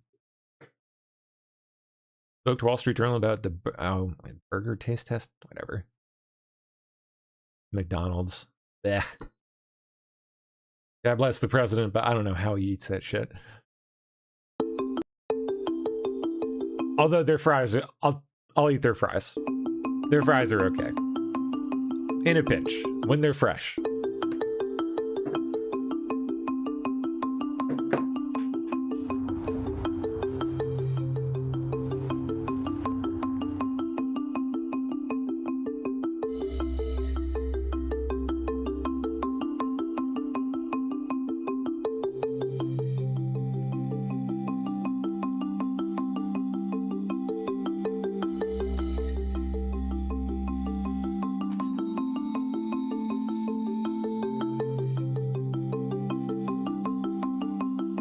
This is gonna be pretty nice.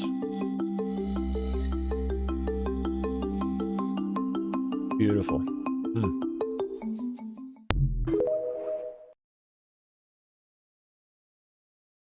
Okay, so here's Claude Code full course. Build and automate anything. Okay. Oh yeah, the AI guy's channel, yeah. It's literally like an AI dude. He's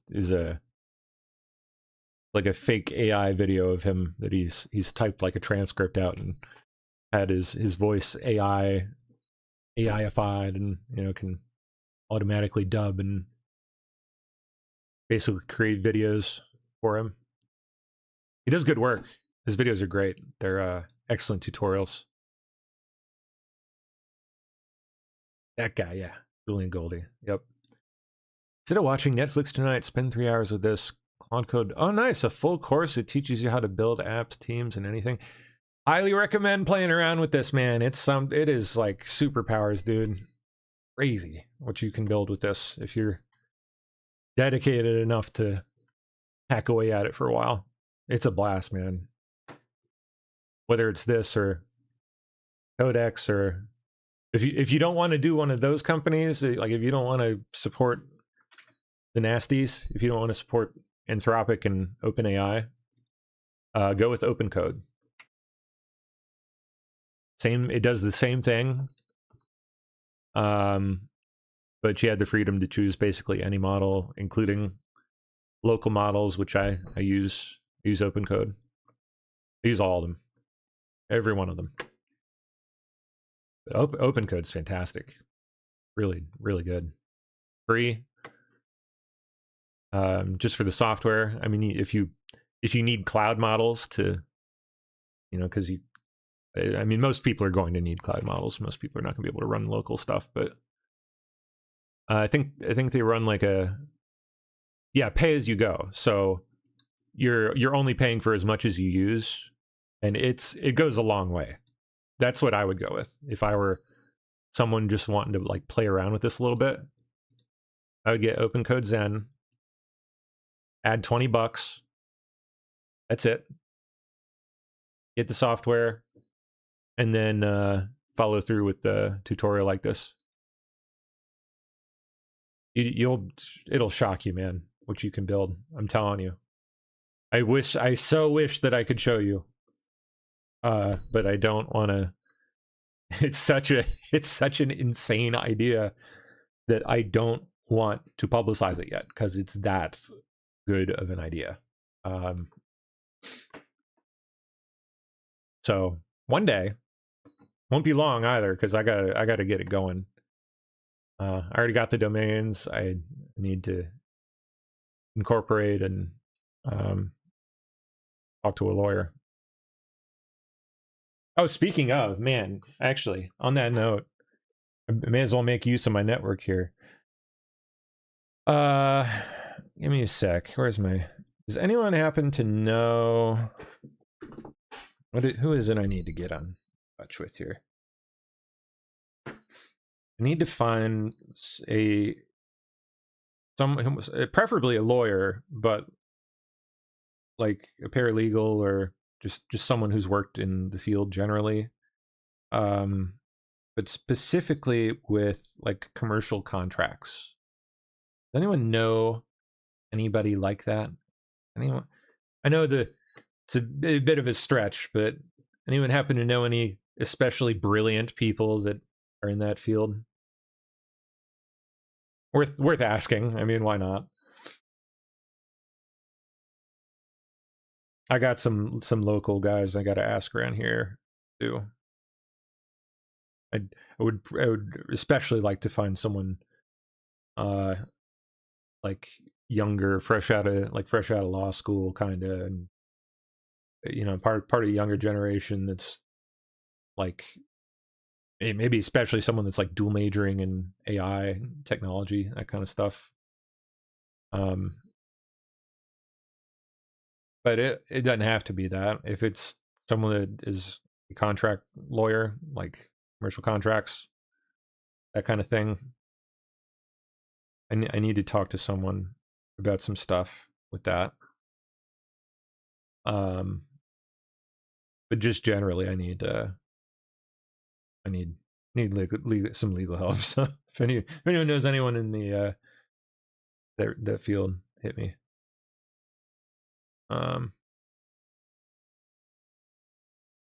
But anyway, that aside, this is what I would recommend. Get OpenCode.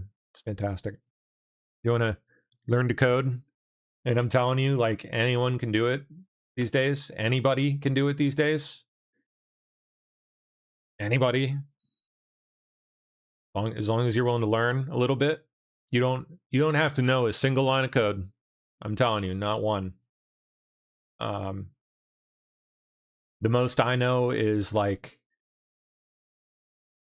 some basic stuff to push your code onto an online storage place called GitHub, where you like a central kind of online storage point and collaboration platform for coders, where everyone stores their code. That's all I know is the few command line pieces that it takes to push code and pull it up and down from there. And most of that I don't even know. It's just copying and pasting, really. All you do have to know is what you want. Like, if you can describe the idea, and especially if you can learn how to like kind of go back and forth with your given AI platform of choice, whether it's Grok or whoever, plan it out with an AI chatbot like Grok or whoever you like.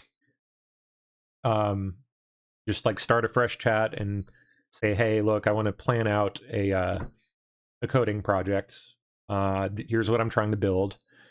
I'm using open code. Let's plan out the project together.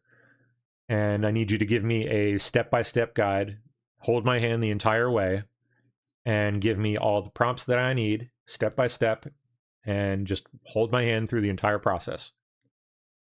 And it'll do it. Like, it'll give you piece by piece every prompt that you have to feed into. Where's my, I get my share back up here.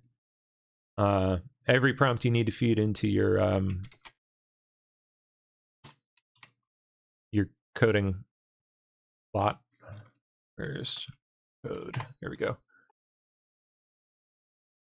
There it is. Yep. So all you do is just go back and forth between the chatbot and the coding app, just following instructions, basically. Like you kind of build the idea out with the chatbot, flesh it out completely, get all the features that you want kind of laid out, and get the map kind of planned out in Grok or whoever's kind of internal memory. And then after you are satisfied with your plan, more or less, you just tell it, hey, okay, all right, let's take it and start rolling. Let's start building it. Turn it into a step-by-step handheld guide. Just hold my hand every step of the way. Give me every command that I need. And just tell me exactly how to do everything. All the accounts that I need to register, all the websites I need to go to, and it'll literally walk you through it. If you need a website for your small business, like, it'll blow your mind. Just for a website alone, whether you need it for that, or like if you want to build an app, like if you have an idea for a freaking video game, if you're one of those people that nerd out over like Candy Crush and all that bullshit, you can build your own freaking game now. It's crazy, nuts, amazing, a lot of fun. I'm telling you, it's more fun than any video game I've ever played. Once you like get into the swing of it and kind of like learn the process of how to bounce back and forth between the chatbot and coding, like watching it just kind of come to life is so cool. It is so much fun. I cannot describe to you how much fun it is. And it is going to open a lot of doors for the right people. If you're the kind of person that like jives with it and can kind of interface well with it, and you are the kind of person that has ideas that hit you all the time, that you've never had the legs, so to speak, to actually get built, like now you've got it. That was what hit me. So like, because I have ideas all the time, all the freaking time. I've had them for years and years and years, stuff that just hits me that, and I'll think to myself like, gosh, I really should build that. I really should go do something about that. Like I mentioned to you guys the drone idea from like half a decade ago, and it's just now becoming a big thing. if that's you, like if you have ideas like that like you think to yourself, I should have built that, and then a few years later, bang, you see someone succeeding at it wildly, you need to learn how to use this stuff, because it'll change your life. Like it'll change things completely for you. Blows my mind every morning. Every morning I get into hacking away at things. It just blows my mind anew. Like I'm I so wish that I could show you guys. It is just so amazing. And one day, before too much longer, it won't take too long. Is this open code screen part of Claude? No, it is not.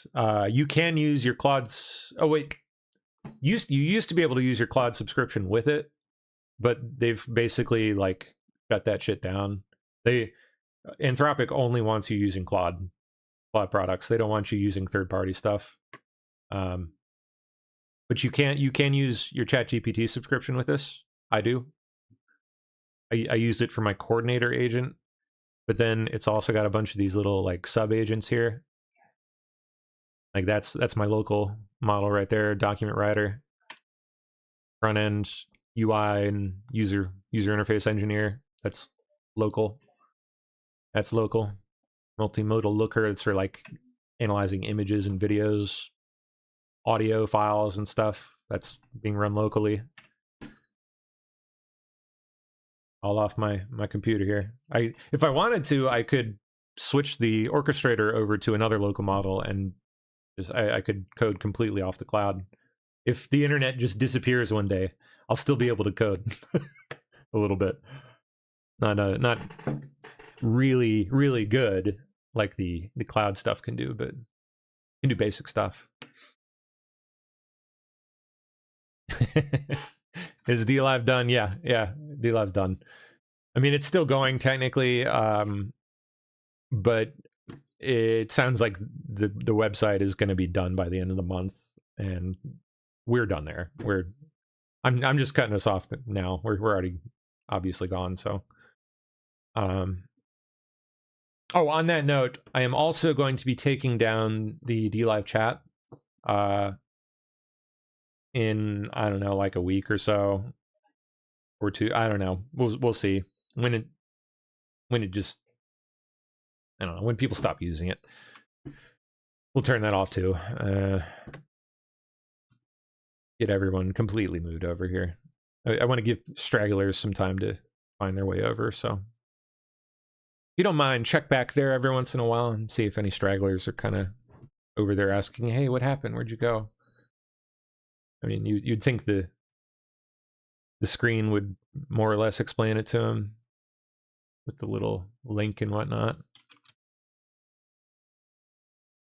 I had AI draw that up, by the way. Mostly. I fed it the logos and told it what I wanted it to read, what I wanted it to say. Made the QR code and just fed it the ingredients and said, "Hey, make me a nice little thumbnail," and bang. It looks nice. It's a nice little image.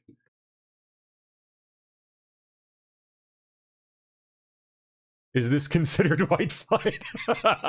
Oh, you guys can't see that. It's under me right there. I don't know. Is it Tyrone Watermelon? Is it considered white flight? Could be. Close. Yeah. If you want to get into the coding stuff and you're curious about it and you need a little help with like the open code thing, just hit me up. Let me know. I'll help you out as best I'm able. I mean, I can't afford to spend hours with you like walking you through it or anything like that. But if you need a little pointer here or there, shoot me a message or something. I promise you, it's worth learning. In this day and age, it is it is a nice thing to have in your back pocket. Like if you are in business for yourself, or whatever. If you want to start a small business or something, but you've never been able to because you can't afford to pay someone to build you a website. Not a problem anymore. You will build yourself a banger of a website for less than that $20. Guarantee you that $20 will go a long way. That should be more than enough to build you a very, very, very, very nice website. You'll amaze yourself. I'm telling you. Incredible. I know I've said that like 1,000 times at this point, but it has truly like blown my frickin' mind. You just gotta learn the process and not get discouraged at the start. Like, oh wow.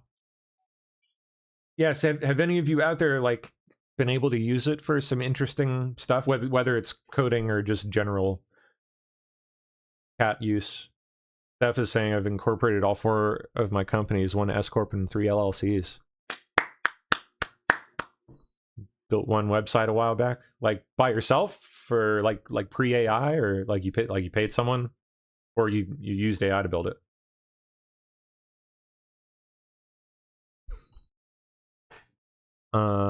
A good bird says I'm gonna need a new tutorial download for coding. One's pretty obsolete now. Yeah. Marvin D says I use it for Arduino products. Oh, cool. Like what kind of stuff? What are you building? That's something I haven't really gotten to mess with yet. Like, and oh man, it can totally do that. Yeah.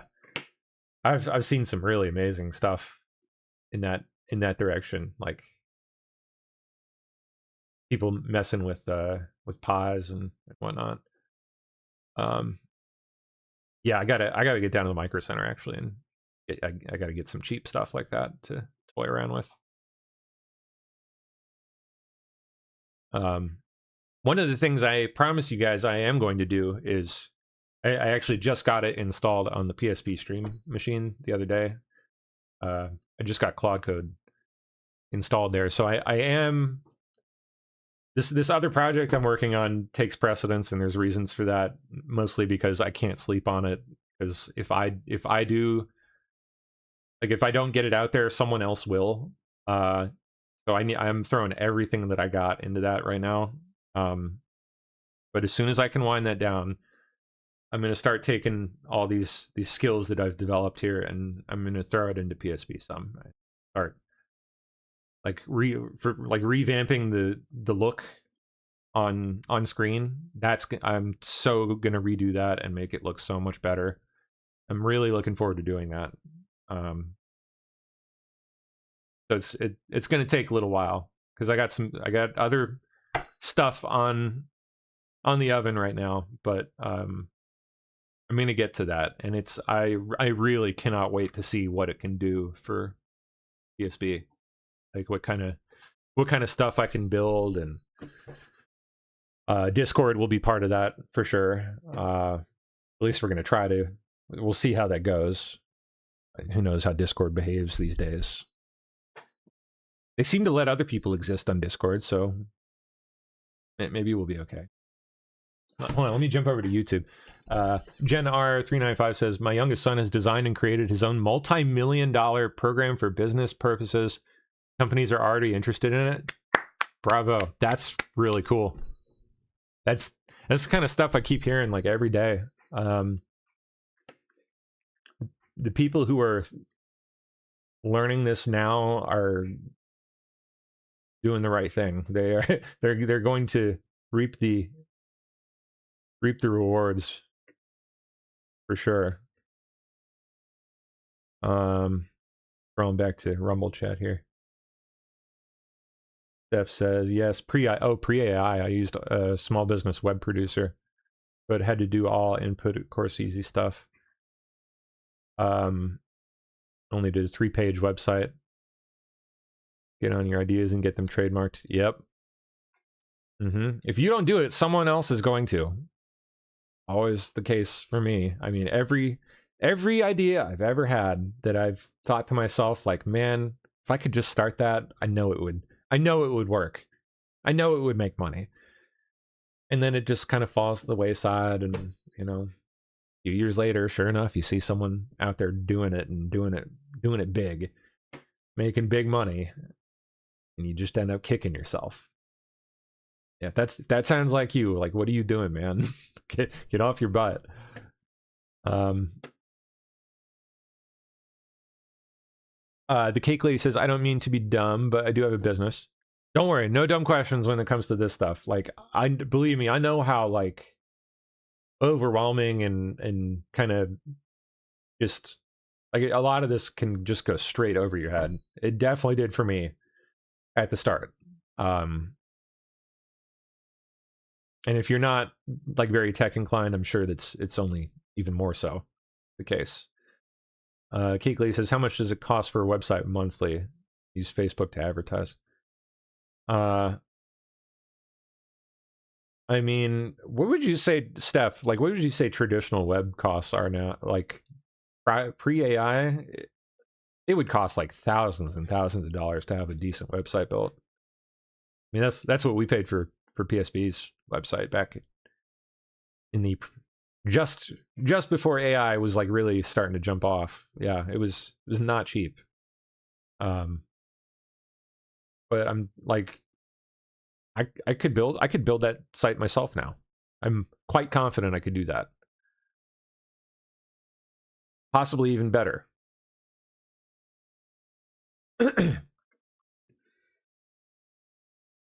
Marvin D says you can create 3D object with AI and print it with your own printer. Yeah, you can. Any dang thing you can think of. It's amazing.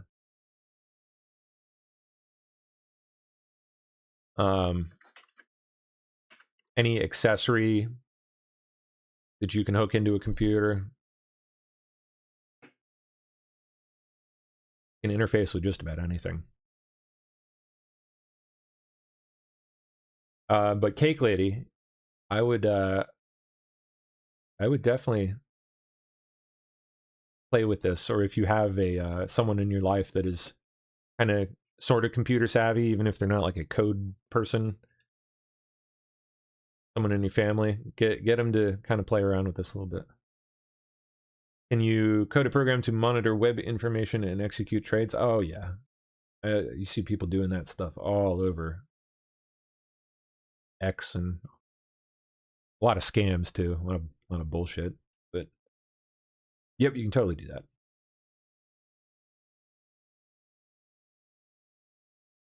Just tell it what you want to build, and it'll walk you through it. That's where the whole field kind of seems to be going. It's like moving away from knowing the in-depth coding knowledge, and more moving towards being able to understand how to integrate all these systems, whether or not you know how to code the in-depth stuff or not. That's becoming irrelevant. If you understand what the system can do, like what a specific, if you understand what's possible and you can describe it in reasonably technical terms, this stuff just flies. Like it'll fill in all the blanks for you. It's really something. Like,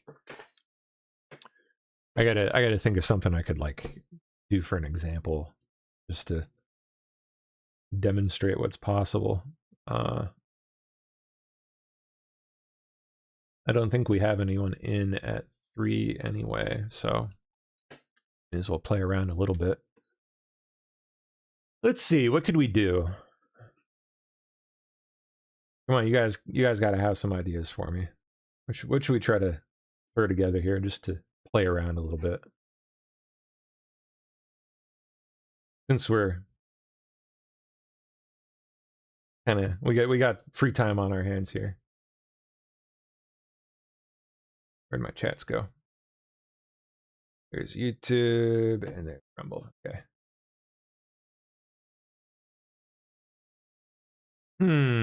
What could we do? Something news oriented.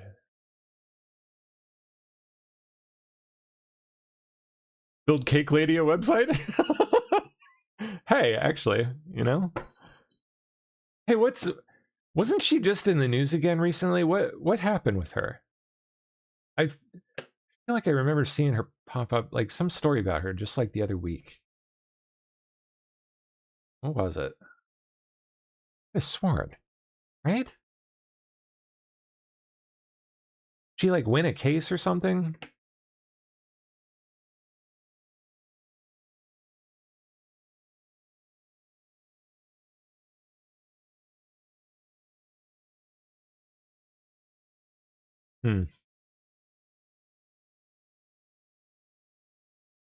Let's see. Let me pull up.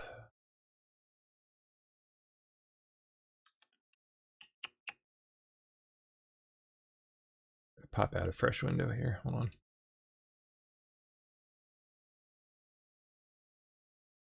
Okay. Let's start a new project.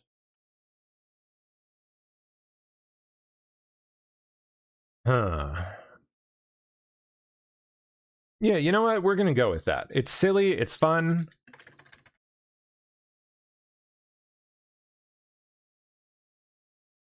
Why not? Cake Lady website. Okay, so we're going to have GPT do some research on the Cake Lady.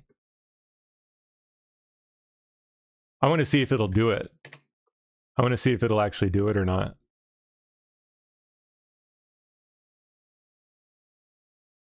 Or if it'll get mad and be like, no, I'm not making a cake website for the homosexual hater. We'll see. Update PSP's website. You know what? Okay, we could try that. We'll have it build a well, see, the problem with that is I don't want it to go like, if I feed it our current website, I don't want it to like go to town trying to build some insanely complex. But we should be able to prompt it to do that. Oh no, it's not loading right now. Yeah, see, son of a bitch. Cake Lady it is, I guess. Yeah. Oh well. Gay Cake Lady, Kathy Miller. All right, where's my chat? Where's my little ChatGPT chat? We're going to do something nice for someone today.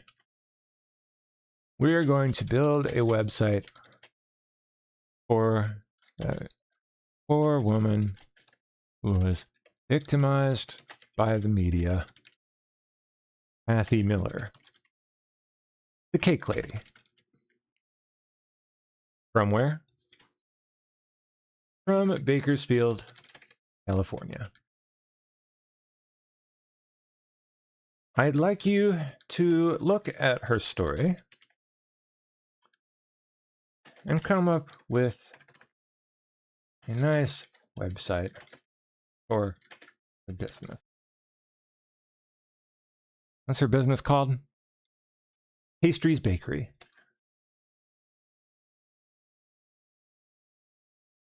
She's a friend of mine, and I really just want to surprise her with something nice.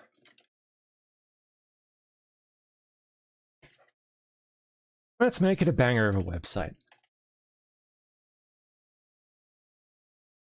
Look at her story and come up with a game plan for us to code it. Then hit me with prompts I need and a step-by-step hand-holding guide to walk me through building it. We'll build it together. LFG, let's effing go. Oh, I don't have it like in my, oh no, it's a fresh project. Okay, good. That's right.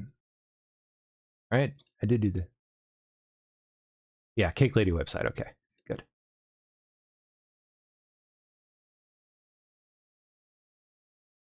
Come on, I need to like make this bigger.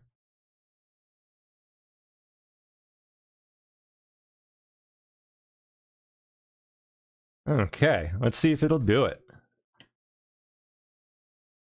I tried telling it that she's my friend to see if, because I'm worried it'll be like, no, that's someone else's business. I'm not doing that. But if you tell it it's like a family friend or something, you know, kind of get around that.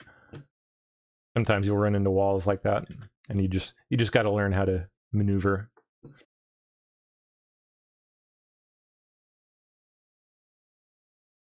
Okay, so it's thinking here. Looking at her story. Focusing on story and website tone.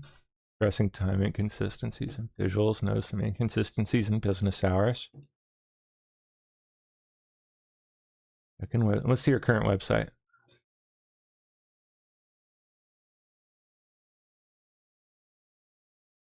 Okay. Kathy Miller, there she is.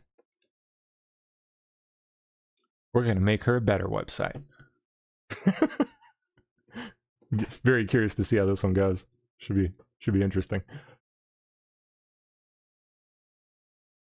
Okay, where'd my little chatty poo go? There it is. So it'll take a little bit. I got it on heavy thinking mode to really give it its all.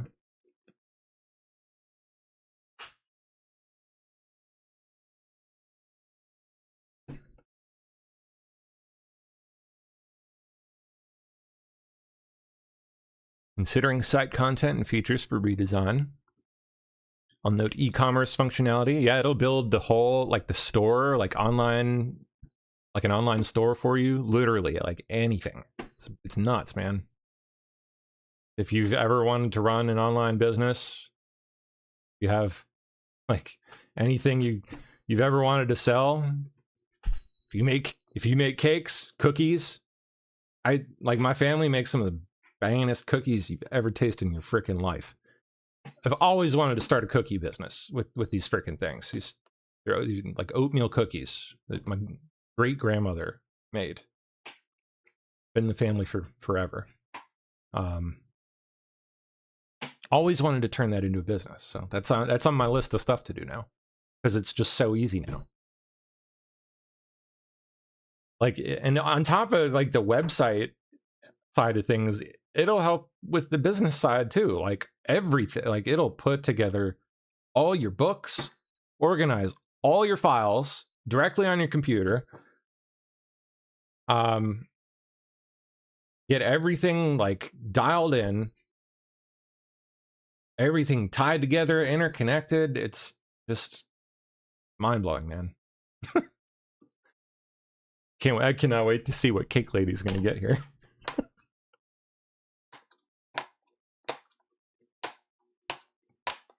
And we'll try doing it with my open code, with my open models. See how that does.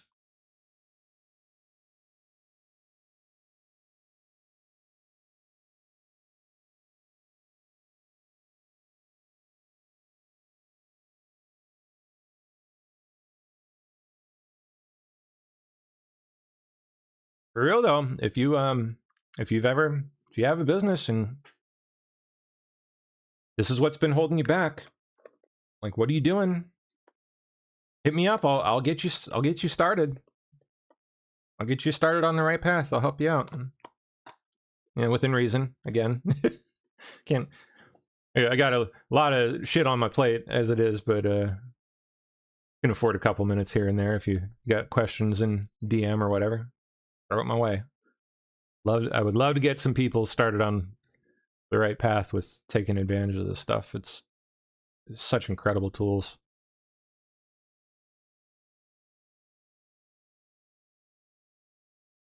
Wow. Email forms now. I don't even know what that is. Some kind of user interface thing.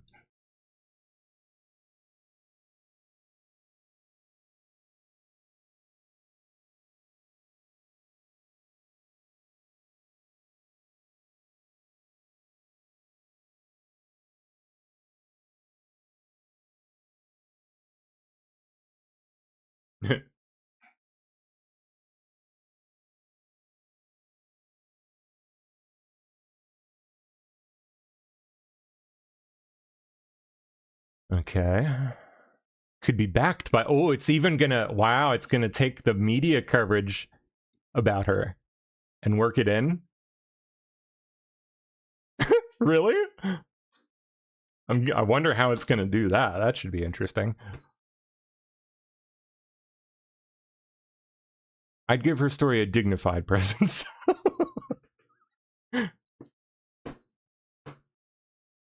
Fun to like throw something spicy at it like this and see what it does.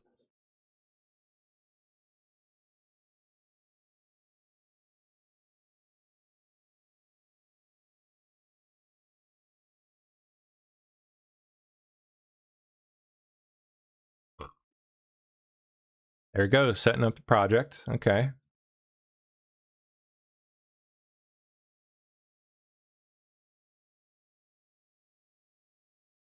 So how long has it been? It's been maybe like 4 minutes, right? 4 or 5 minutes.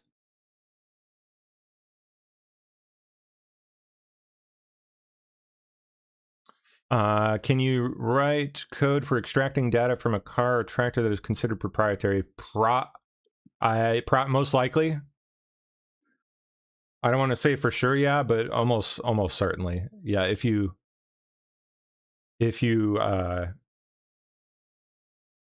go about it the right way.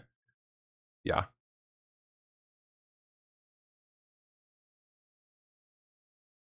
I mean, how does it how does it interface with like a, does it have like a USB plug or something that you could, you know, plug into? As long as you've got that, almost certainly. Yeah.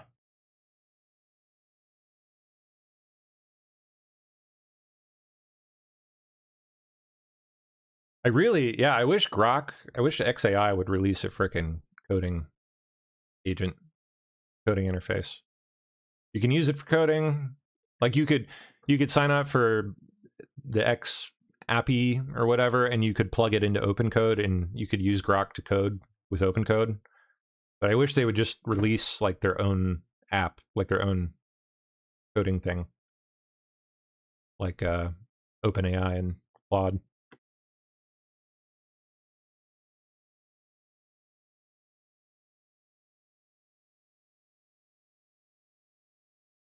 I think a lot more people would be far more willing to use that than like using OpenAI. And Anthropic just kind of leaves a bad taste in the mouth a little bit.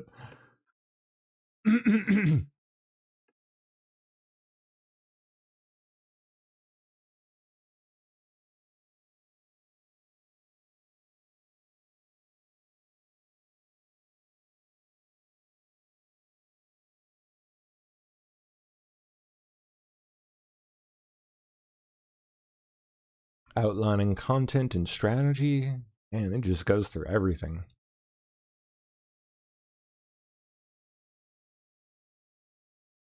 Clarifying code, so it's already started writing code.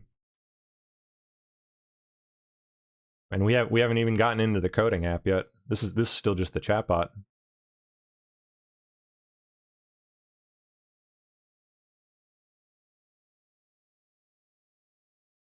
So far, that's as easy as it is. Like, if you can type out a message like that, just describing what you want, you are already well on your way. Designing a clean oh, here we go.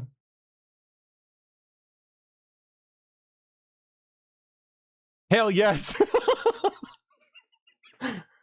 Okay, I looked through Tastries and Kathy's public-facing story, and there is absolutely a strong website here. The current Tastries site already shows the raw ingredients of a compelling brand. Wedding cakes, celebration cakes, cupcakes, cookies, cookie banquets, pastries, delivery, curbside pickup, wedding tastings, some shippable items, and a distinctly faith-forward voice. Nicely picks up on that. Okay.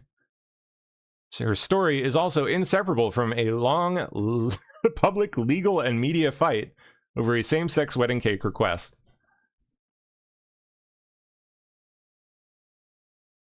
Also, some operational cleanup to do before launch. The homepage says custom orders should be placed 2 weeks in advance and paid in full prior to creation, while the FAQ... Oh, wow, it picks up on contradictions like that. See, it's nuts. The FAQ apparently says something completely different. Build a gorgeous, premium, customer-first bakery site that quietly honors her story. Okay, let's do it. Let's do it. Get to the goods. See, here you go. Now it just gives you a step-by-step. Probably some files to download. Has it done that? Nope. Sometimes it'll do that.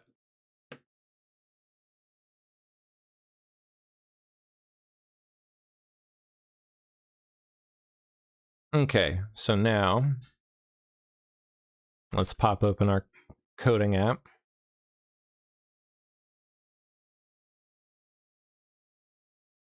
We'll use OpenCode.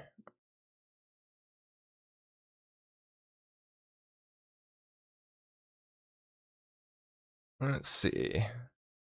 Need to create a project folder.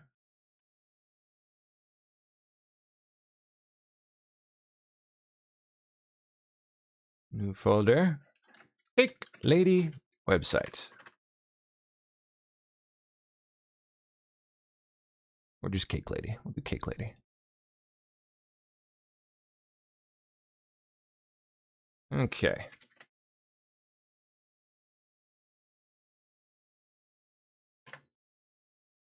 There you go. You start your OpenCode.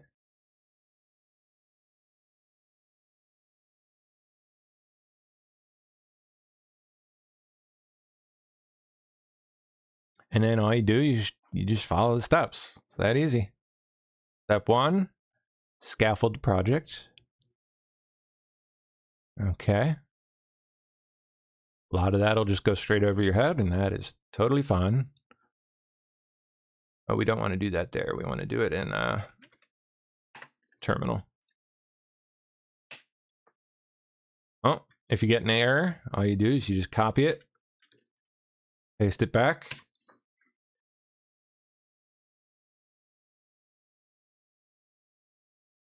Doesn't matter what goes wrong, you just show it what happens and it'll sync. Looks like we have something that we need to install.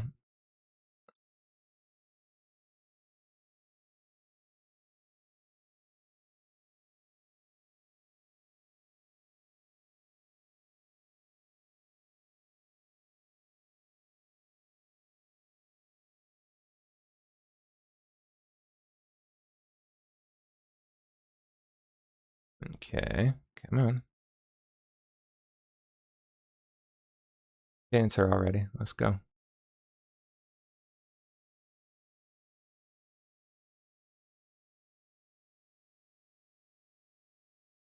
Hello.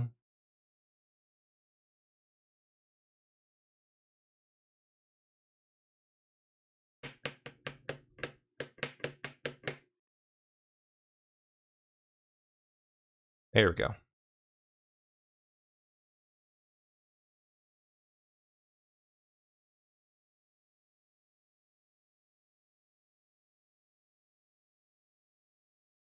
Yep, PNPM not installed. It'll tell you how to install. You just copy it, paste it. Good. If both print versions, which it did, do this, copy that, paste that. Need to install? Sure. Just runs you through step by step. If it hits you with a question and you're not sure, you just copy it over.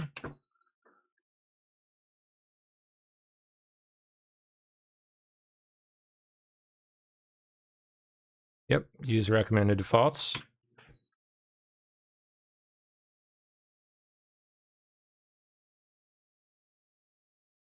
That easy. You don't even have to know what any of this means. This can be complete gobbledygook to you. A lot of it is to me. I mean, you pick up some of it as you move along, but you don't have to. Like, you really don't have to understand a bit of this. All you have to be able to do is describe what you want and follow directions. That easy. Okay, success. Created the Tastery site at such and such. Which one did we just run? NPX. Right there. Okay, so next we do this one.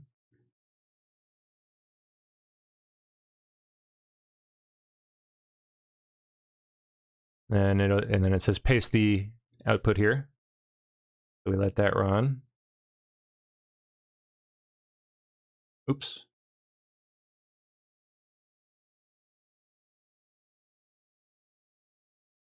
That's done. Hey, wait, where'd it go?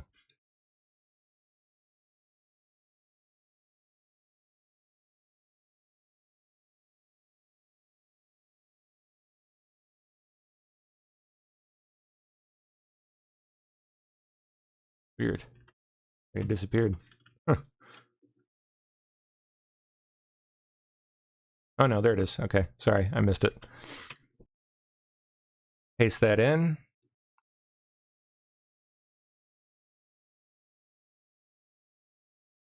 You just go back and forth.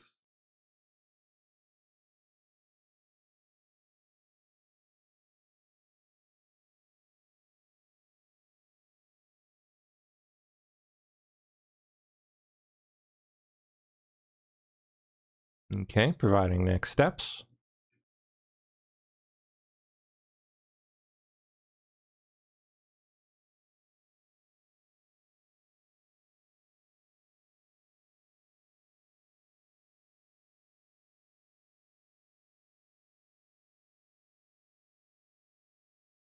There we go. Perfect. You're live. Get that first terminal running. Do this in a second PowerShell window. There we go.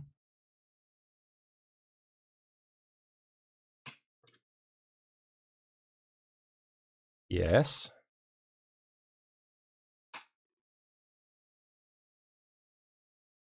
Radix? What?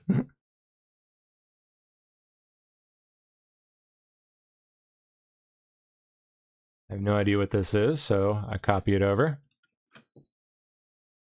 Paste it.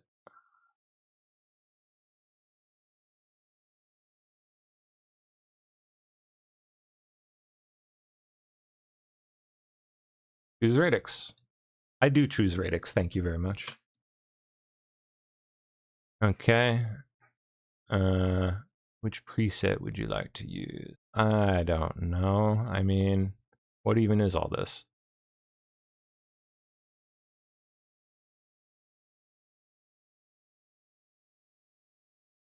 We'll do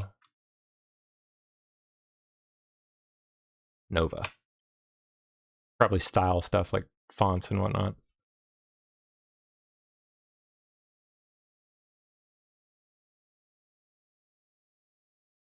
Building, okay, that's done. Then we run this.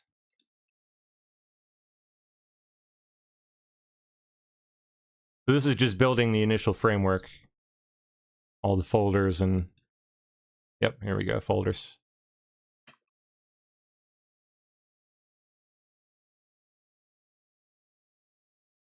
And we do this one.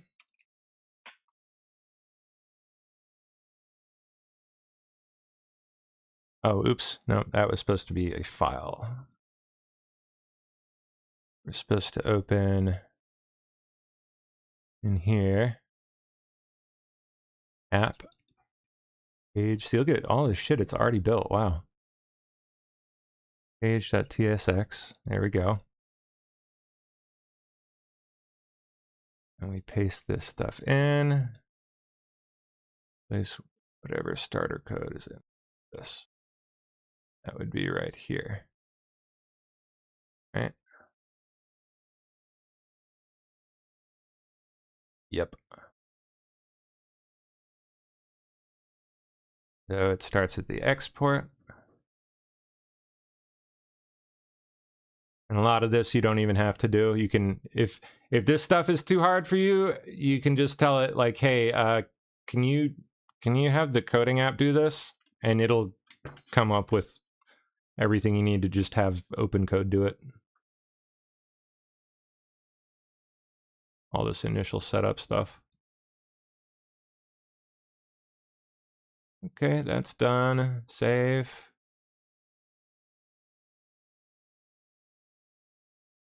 That can go bye-bye. Save it, refresh the browser, and you should see our first real Tastries hero. Really? All right, well, where's the file at?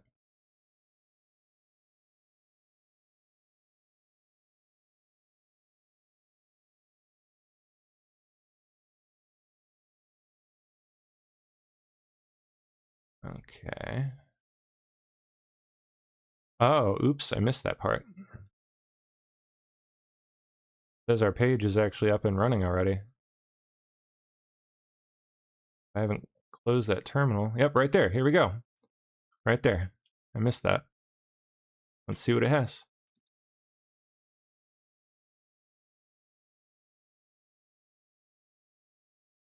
Uh-oh.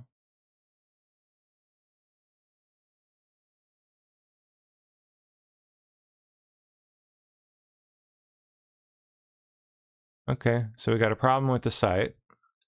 Take a screenshot.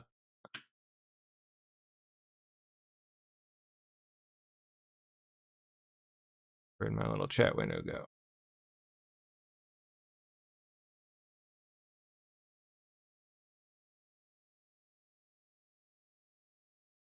Paste the screenshot in.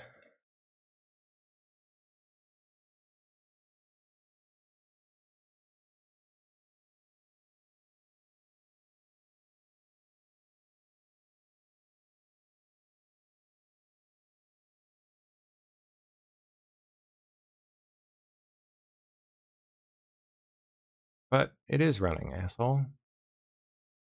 Oh, okay, we'll try it again. We can do it again, why not?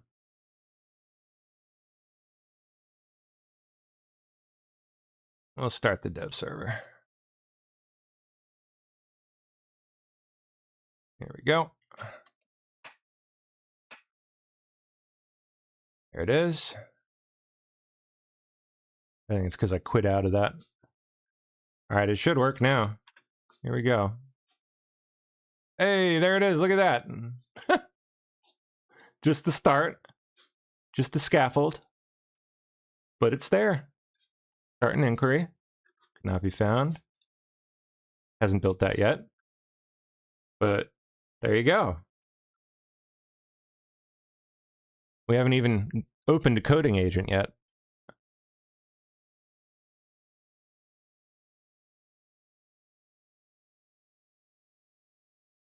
That should be coming up next.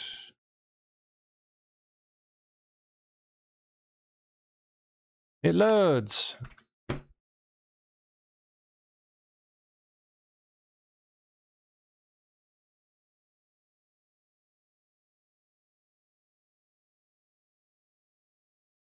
Back in business. Okay, run this in a second terminal.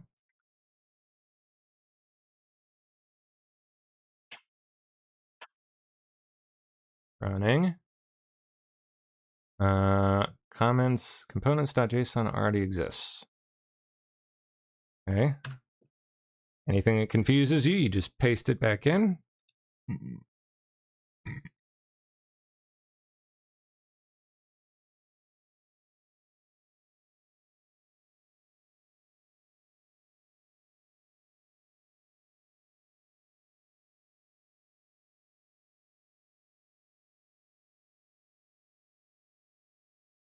That's pretty much it. It's just going back and forth like this. Anytime you have a problem or something that confuses you, you copy it, paste it over to ask, and it'll spit out exactly what you need to do. Okay, it says select no. And instead run this.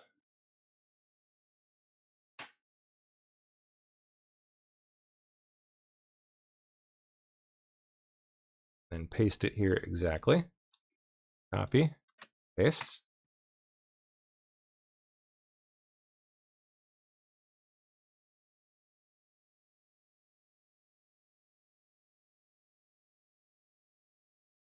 Create the folders.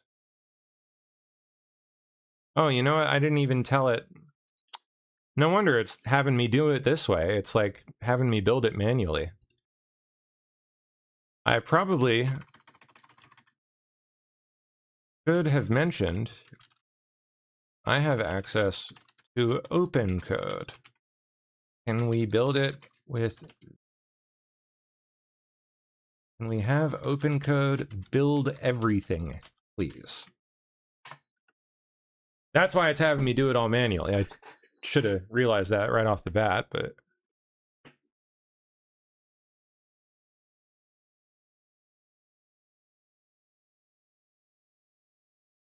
Yeah, it's researching open code's documentation, exactly how to use it.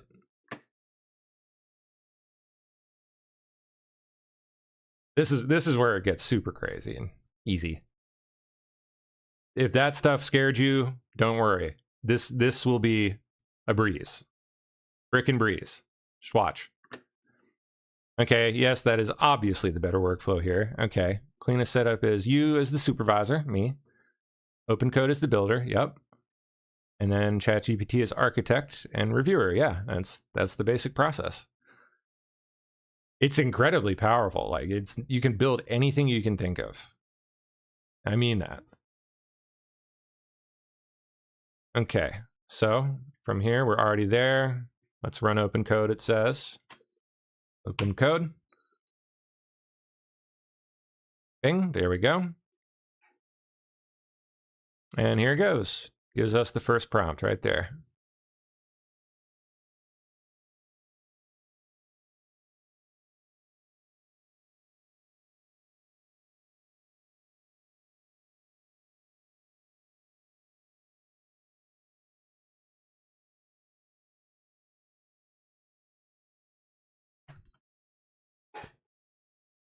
I got a special plugin installed I'm telling it to make use of.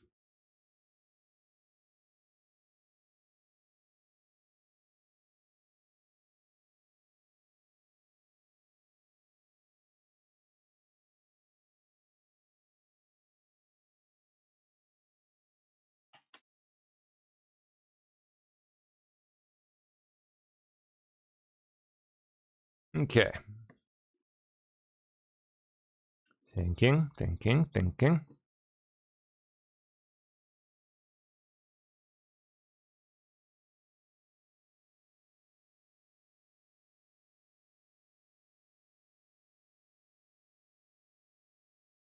TT4517 says, this is incredible as bleep. Oh, you have no idea, dude. You have no clue. It will blow your freaking mind. Okay, so here we go. The right move is blah, blah, blah, blah, blah, blah, blah. A whole bunch of stuff you don't need to understand. Let it spit its stuff out here. See, now it's, look at all this it's gonna... This is gonna build the whole thing in like one shot. Yep.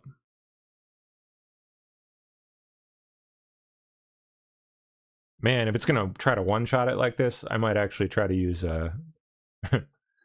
we might use Claude instead. Really get it done right.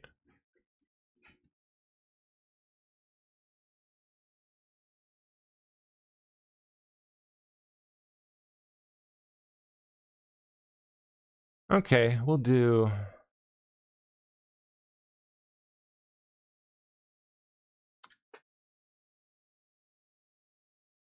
Yeah, we'll do it in Claude.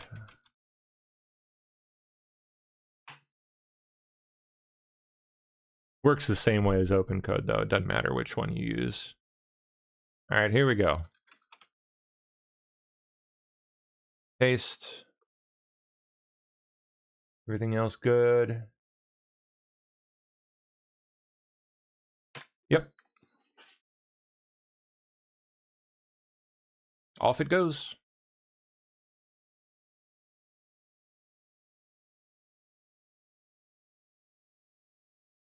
Now it's just gonna build. Might even be able to watch what it's doing here if this is still running. Let's see. After it starts working, we should start seeing stuff appear here.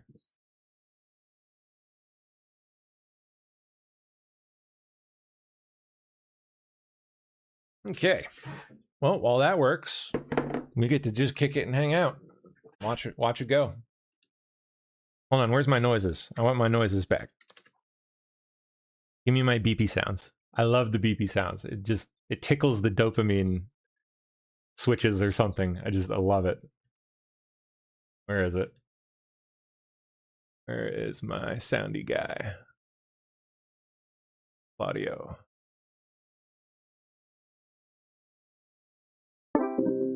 There he goes. It's great feedback because you can tell when he's working or like when he's done.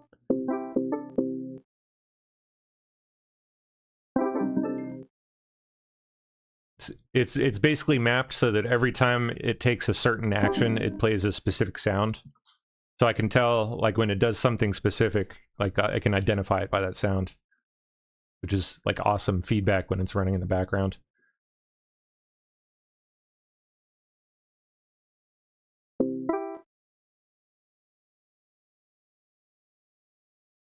Yeah, it sings for you. Yep.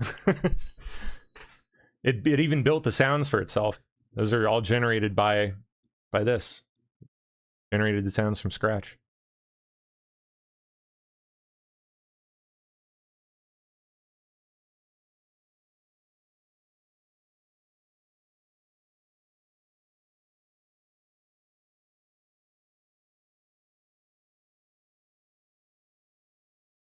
Dooby dooby doop doop doo. Running 2 agents. Documents specialist. Let's see what all the... I haven't even read the instructions. Let's see what it's going to have it build. Create a refined, modern, emotionally warm, inquiry-led bakery site that feels elegant, handcrafted, editorial, and high-end. Man, it came up with a heck of a prompt. Jeez. This is a gift project for a real bakery owner, so the result should feel thoughtful and genuinely launchable. Critical brand direction. Bakery first, not controversy first. Oh. Warm, gracious, polished, and human. Soft luxury, not twee, whatever that is. Editorial, not corporate. Faith forward in a subtle, gracious way. That's neat. Makes note of that. It picked up on that. Strong wedding positioning. Strong local Bakersfield trust signals. No startup jargon. No AI slop phrasing. No combativeness or culture war tone on the homepage. Probably a bright business decision, yeah.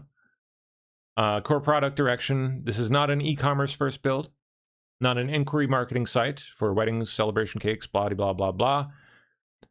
Desired routes, weddings, cakes, cookies, an about page, an order page, FAQ page, and a visit page. What already exists, the little scaffold we built, a few other things. Oh, let's check in on the dev server. Is that going yet? Nope, no changes yet.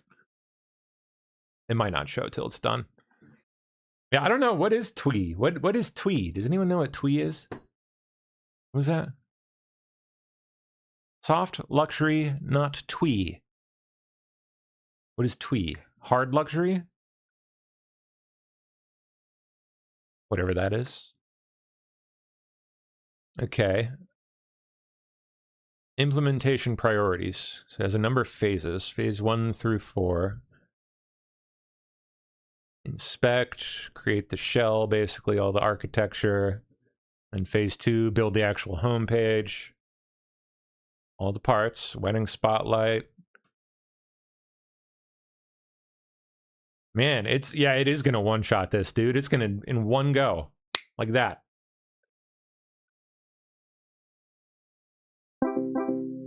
The whole thing, in one go. That's how easy it is. We'll see what it comes up with, but my guess is it's gonna be pretty damn good. At least a dang good starting point. And then you can refine from there. That's the cool part. Like, you don't have to just take what it spits out. You just take what you like from it, and if you don't like something, you say, hey, that feature or that font you use sucked. Change it to this instead. Or, you know, give me a font that's more round and you don't even have to suggest a specific one. You can just suggest like a feeling that you want from the font, and it'll come up with a bunch of stuff and spit it out. Crazy.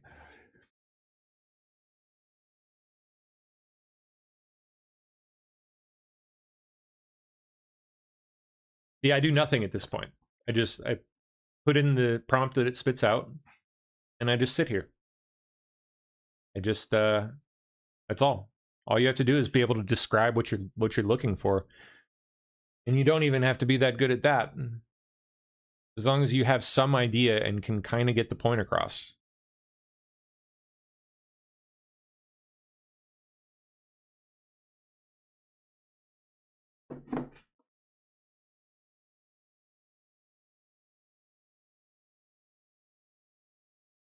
This is probably going to take a while, I imagine, since it's trying to do it all in one run.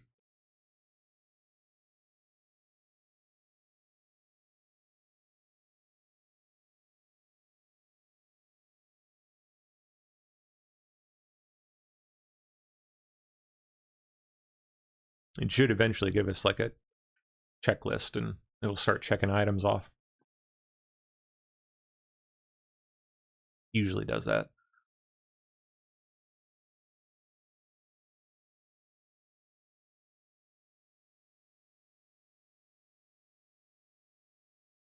Hmm.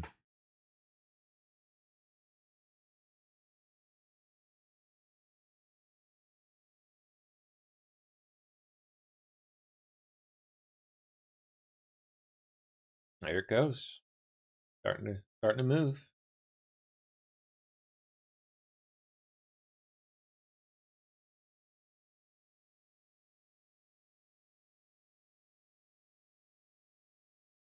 Yeah, it's probably not going to show on the preview here until it does it'll probably have to do a build. I have to build it all again after writing everything.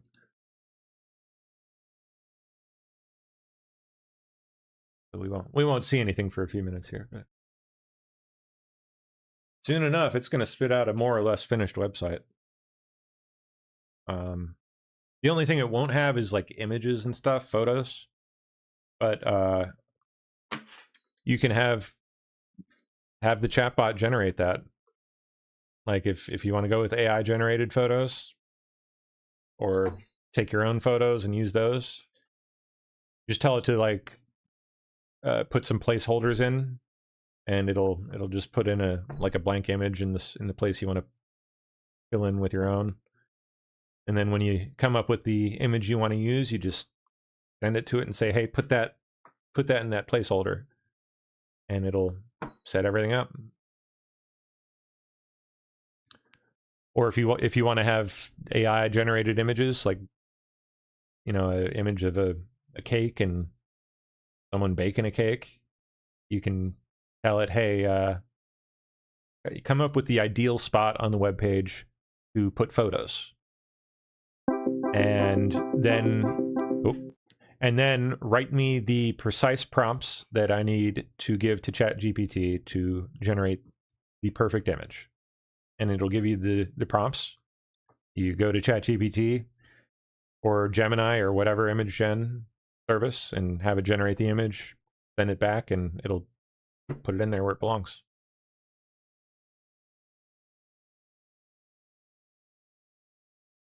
It's basically just learning how to like bounce back and forth between the different services and how to kind of get them to work with each other. It really does not take that much at all. As you're seeing, like,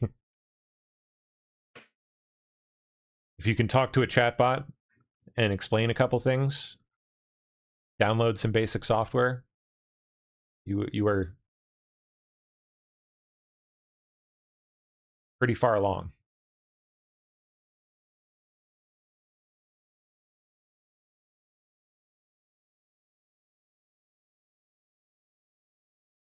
Ed Curtis is asking, where will it be hosted? Will it register a name?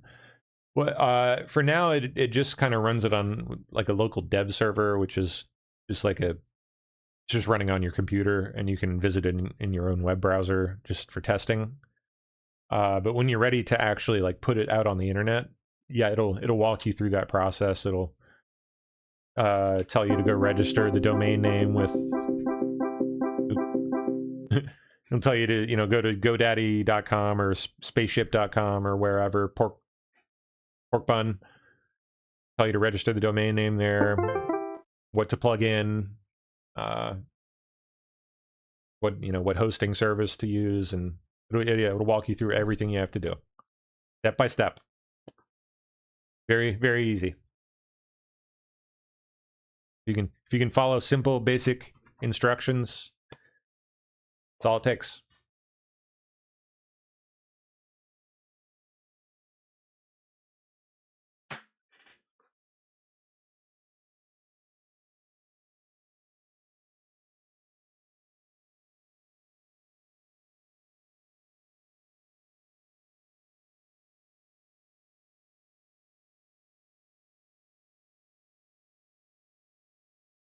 I'm going to be building that cookie website soon. That's going to be on my list of other things I got to do this month. I've been wanting to start that frickin' cookie business for years. Years. I've wanted to do that. In fact, I might just take this website it's building here and after we're done playing around, say, hey, adapt what we just built and turn it into a cookie website. Since I'm already building something anyway, like, why not? It's already kind of bakery related, so I may just repurpose it for that.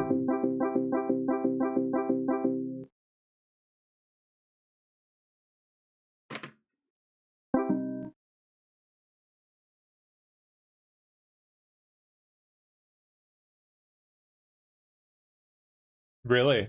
Tina Anon says you'll be freaking amazed at how homemade sweets sell. Really? You think? I know I got a winner. I'm telling you, it is bar none, the best cookie you will have ever tasted in your life. It's like that's how good it is.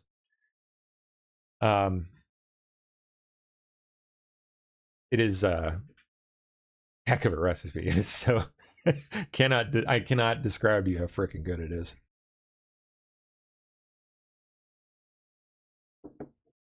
Old school, yeah. It is an old Kentucky family recipe.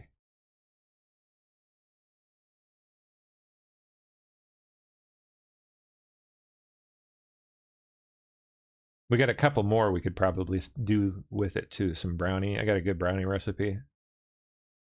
Been in the fam for a long time too. Just a few basics. And it's crazy what it'll do. Like it outside of just the website side of things, like it'll run you through all the the business side, everything too. Marketing. It'll come up with a marketing plan for you. Lists of businesses to go approach to, carry your product, or, depending on whatever you do. Getting to the point now where you can even have it contact them for you.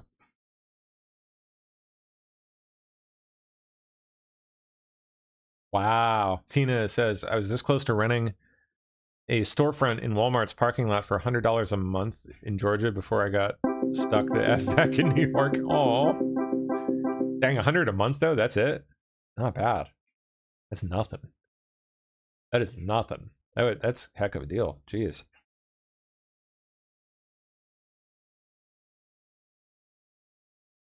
Oh, I hadn't even thought of that.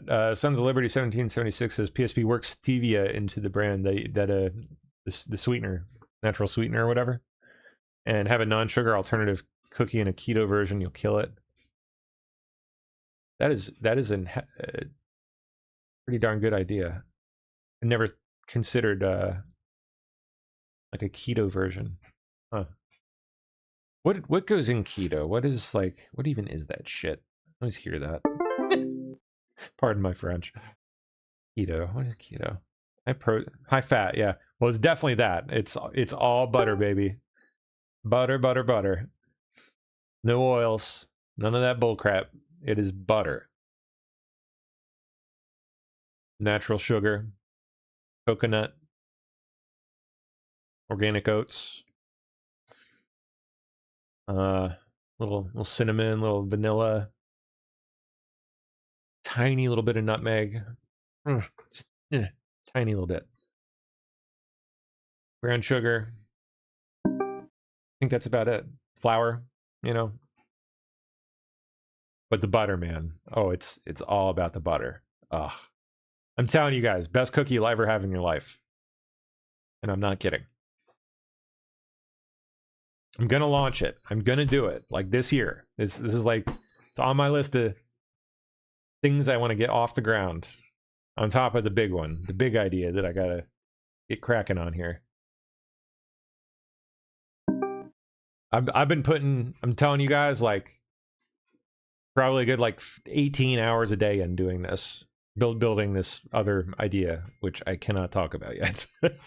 But that's how much I've been putting in. So like imagine, I mean, when you see what this will build here in say an hour's time, you don't have to stop there. You can go to town. You can build literally anything you can think of. Like if you can describe it, if you can conceptualize it, you can build it now. Like you can do it. I've been doing that for like, it's been probably about 10 days of 18 to 20 hours a day, nonstop.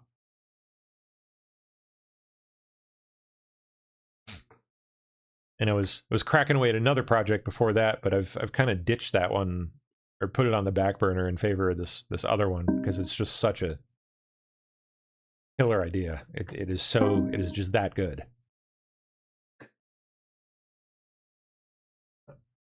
Like could end up being like multinational, like you know, I don't even want to speculate at how big it could get. It's like one of those ideas.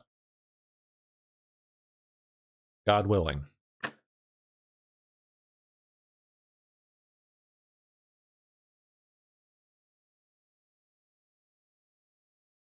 If it ends up being one of those ideas, you know, I'll be we'll make PSB everything we ever dreamed it to be, no matter what the cost. At that point, I'll have the money to kind of play around a little bit. So, Marvin D says, "Can you give an indication of what it's cost so far? The use of AI tokens." I've got like for what I've been building, I've needed like you could do what I'm doing with like just one of the max plans if you just pick one, like Claude, the $200 plan, or the ChatGPT. The ChatGPT $100 one is probably sufficient at this point. That's what I would go with.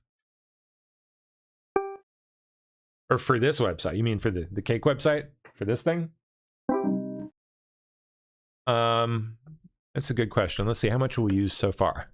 We got down here. So I've used 15% of my 5-hour limit. That's not much at all. So you would be, you might even be able to build what we're building now on the $20 plan. That might even be enough for this. I bet you on ChatGPT plan it would be.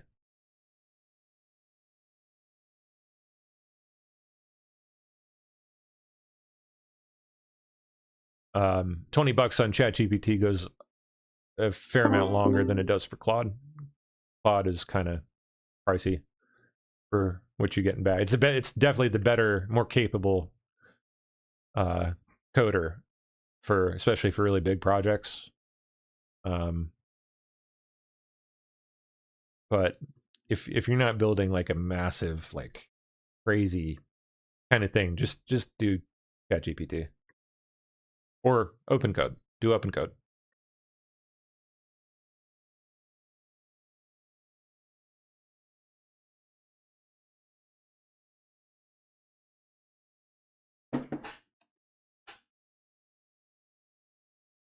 Boy, I can't wait to see what this builds, man.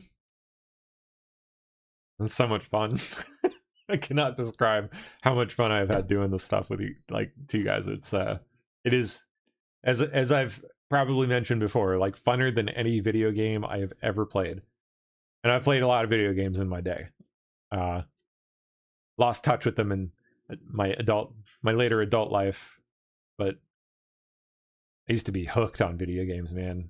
Loved them. And this is way more fun than any of that stuff. Just getting to see your imagination just come to life like that. It's amazing. So like, it is so cool. Cannot put into words how freaking cool it is. It gets your mind spinning with how many previously closed doors are now like wide open to you. You can, so many things you could never have had a hope of building that you can now just do. Assuming you've got the dedication to go do it. Like, it still takes time. Obviously, like, still takes a little bit of input and work, for sure.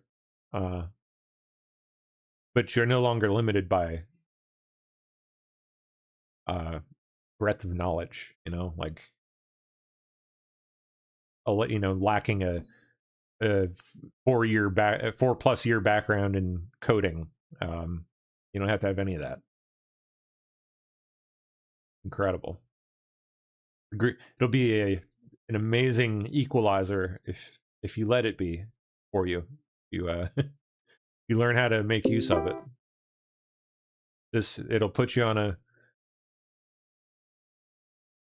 I mean, I don't know about even playing field, but it'll even out the playing field a little bit compared to, you know, the billionaires and uber rich out there.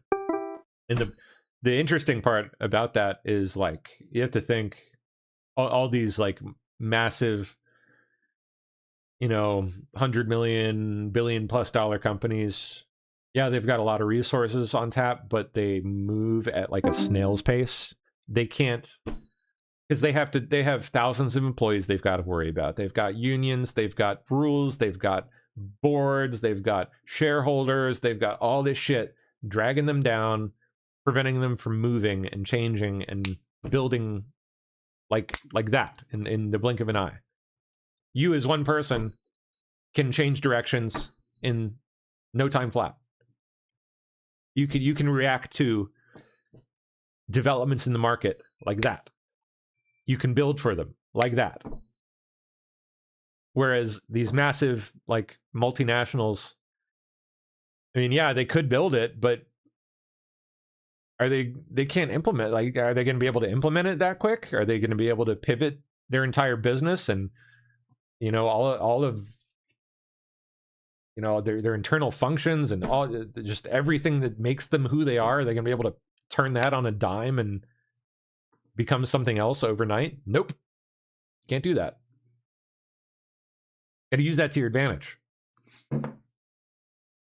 These are amazing times. Opportunities abound everywhere.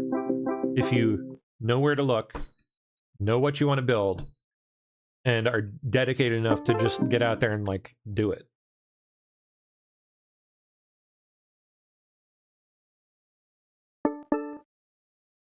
Especially with all the stuff going on with Trump, you know, the Trump admin bringing manufacturing back home and whatnot. There's a lot of opportunity there. If you can learn this stuff, learn how to automate anything, like whatever business that you've learned throughout your life, dedicated your life to, if you can learn how to automate aspects of that, make doing those things easier and more efficient by applying technology like this, off to the races, dude. You will be set. You will be living comfy.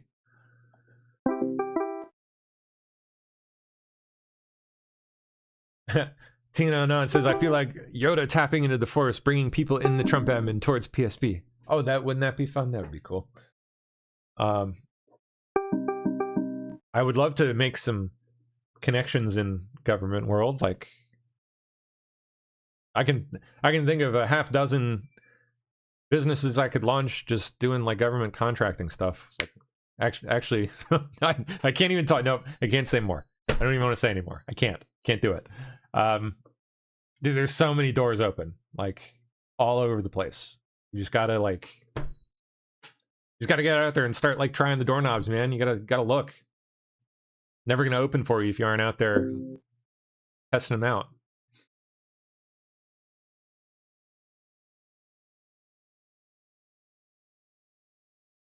Hey, look at that. I think it's done. That looks like, yep, complete. Tasty's Bakery site complete. Okay, so now, where's our chat window? Now that it's done cooking, we take the output there, the completion stuff. Oops. Here's what shipped. Just copy all that. And then paste it into our little chat guide. You don't even have to say anything. It'll pick up everything it needs to. It'll figure it out. Oh, okay. It finished the run. We're good. Now, my user probably wants to view the work. Wants to look at the website. This is a very strong outcome. Based on that ship report alone, Ralph did not just scaffold a site. It seems to have produced an actual coherent, launchable premium marketing build with the right... What? Well, let me see it. Okay, hold on. What is this? The only caveat. I've not personally inspected the actual code. Of course. Okay. What to do right now? Do these in order. Exit Ralph cleanly. Okay. Paste that in.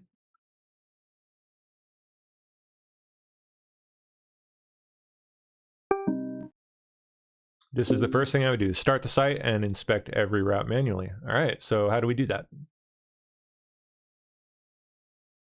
We'll ask it. How do I inspect the site?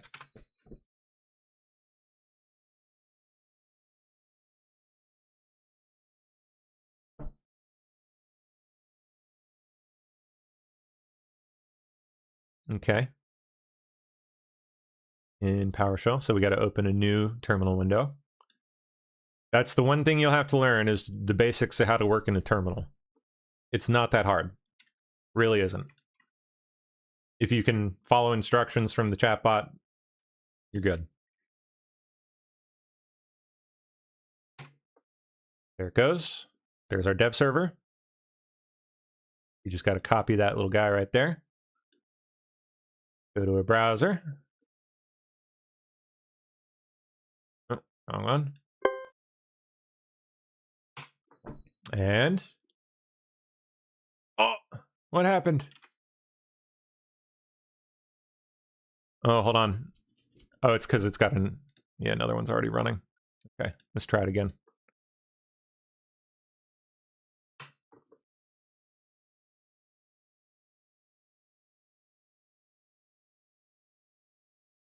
Copy. Pasty. Hey, what the fuck? Look at that. Oh, and look at that. I already put the placeholder images in there. Dude, this is a nice website. What the fuck? Look at this shit, dude. Pardon me, but what? What? This is just so insane to me. Like, look at this shit, dude. Like that. Let's click through it some. Weddings. Take me to the weddings page. Oh, we're already on the weddings page. Cakes. Cakes for the milestones in between. Birthdays, showers, anniversaries, graduations, retirements, everyday wins. Every cake is made to order and designed around the person it's for. Got the placeholders. Dude. And how long was that, man? How long did that cook for? That was like 30 minutes. Bonkers. You see what I mean now? Like how mind-blowing that is? FAQ. FAQs and policies. How far in advance should I order? Wedding cakes are usually booked 4 to 9 months ahead. Celebration cakes and cookies. Look at this, dude. Everything and anything you can think of. Do you do wedding cake tastings? We host private tastings for couples who are seriously considering booking. Tastings are scheduled by appointment after a quick inquiry, so we can prepare flavors that match the direction you're leaning. Just comes up with this stuff, man. I don't know if it pulled this from her existing website or if it like came up with this stuff fresh or a combo or what, but look at that, dude. Amazing. Oops.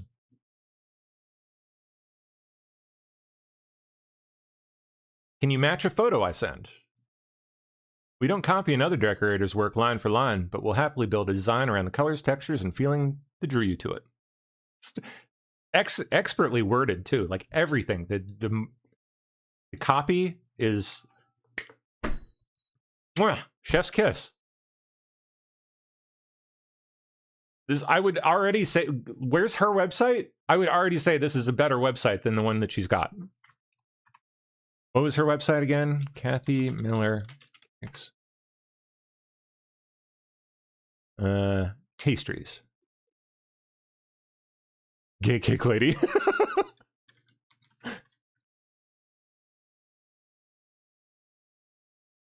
Here it is. That's her.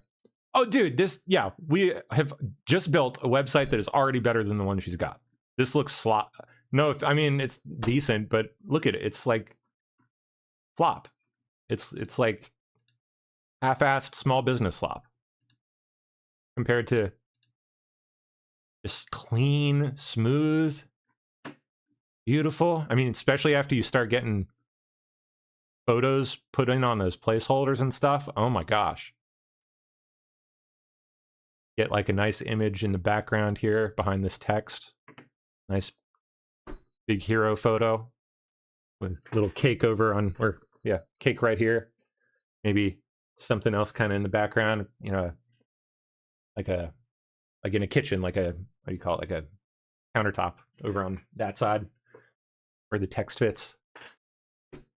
So yeah, so after it spits something out like that, you just kind of start coming up with ideas like that. You just look at it, see what hits you, what you might want to change or add, and then you just keep iterating over and over, back and forth.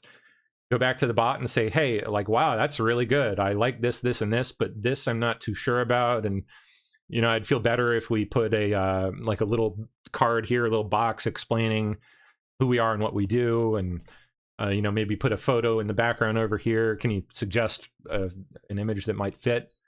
Give me a prompt and we'll generate it. You know, you just go back and forth over and over until you come up with something that hits you, that is just perfect. That easy. Crazy, man. Just blows my mind every time I use it.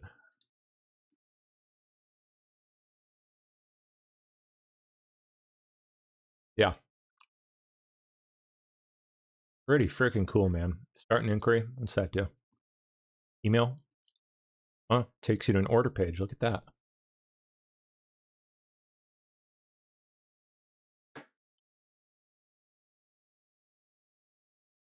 Yeah, it's got the Instagram links. Oh, she's got an Instagram already. It already piped that in. It's just so nuts, man.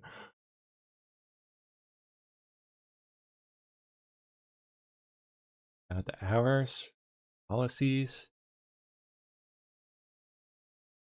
tastings. About Kathy.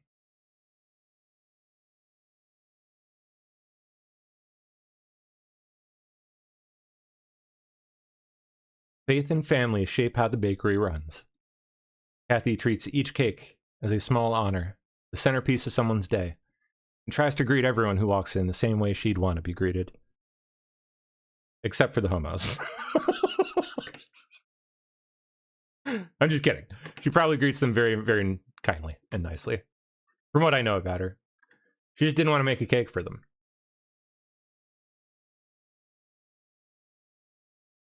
So there you go. That easy, dude. Any one of you could do that if you so chose. Doesn't take that much. Just got to have the right idea.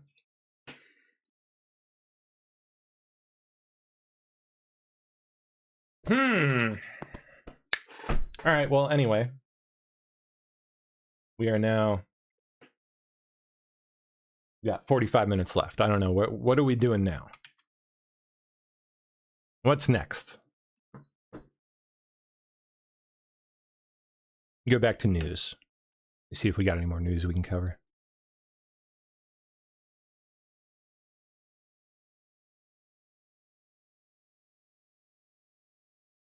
Oh boy, where'd we leave off?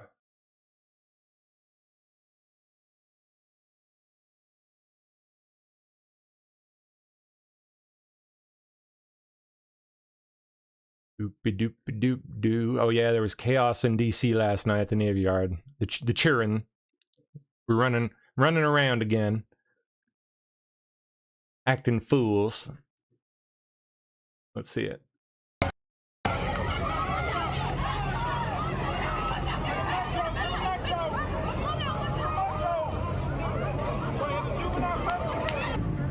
You are very welcome. TT4517 says that was super interesting. Thanks for sharing that with us. You're so welcome. Happy to share some of my enthusiasm for something so fun. At least something I find so fun. You may find it ridiculously boring. I don't know, but I enjoy the heck out of it. I had so much fun just like playing with it and seeing what you can do. Just a brief rundown of what happened. So there was a youth event that ended at 10 o'clock, a couple blocks from here, and then roughly 100 juveniles came down to use the metro to go home, it seemed, and they were very obviously wanted to hang out in Navy Yard. They were congregating in different areas. Police had to keep basically sweeping them towards the metro, and they continuously bypass the metro, go somewhere else, do something. Tina says news sucks compared to creating. I know, that's the feeling I've had lately, man. Like, don't get me wrong, I enjoy coming here and doing the news with you guys, but every last drop of the rest of my time has been dumped into making shit like that. Like, figuring out how to build something that is valuable and like does something that people need. And you know, I love the news and there's a need for that. But this is like, it's just the opportunities that are out there with this are just too fascinating to not dump everything I've got into right now. Like, it is just so much fun. Like just being able to make stuff like that, being able to think of it and then just go. It's so cool. Different, but they are pushing back pretty hard. There is I cannot encourage you to play with it enough. Like, if you have ever had an idea hit you that you've wanted to build but found yourself in the past unable to build, things have changed. You live in a different world now. Like, it's weird. Of law fascinating and scary and incredible all at once. Enforcement out here.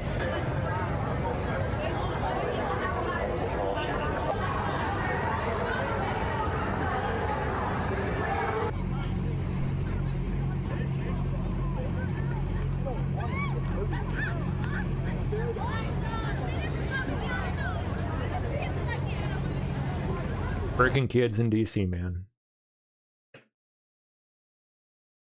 All right.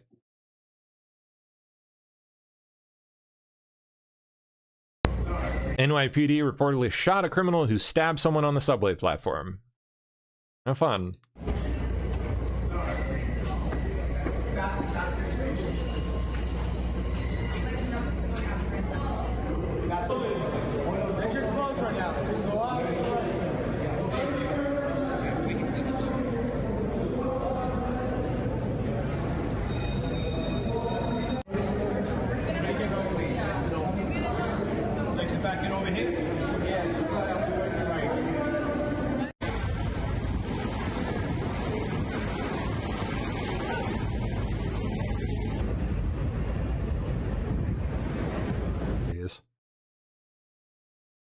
Okay, Trump announces the Strait of Hormuz is opening up.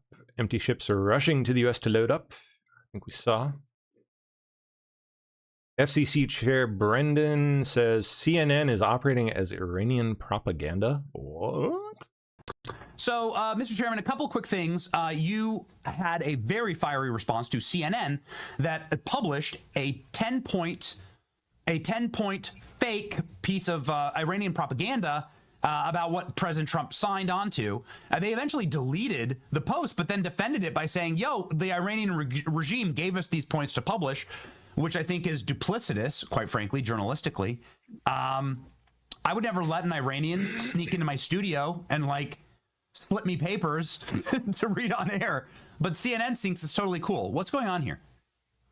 Well, what's interesting about this story is CNN ran this headline that said Iran basically claims victory, and that was not at all the statement that Iran had itself put out. I mean, obviously, President Trump, has been winning unbelievably over there, and to say Iran claims victory isn't right. If you actually look at the actual statement from Iran, which President Trump himself posted, it was very different than that. And I think perhaps maybe CNN got a statement from some component of the Iranian government, but that's like having Elizabeth Warren put out a statement and having someone run a headline saying, United States claims X. There's all kinds of weird people over there that can claim all sorts of things. But when you're in such a sensitive moment in this middle of this combat, I think it's important to be very clear about where these statements are coming from. Look, CNN is cable. They're not broadcast. They don't have a license or a public interest obligation.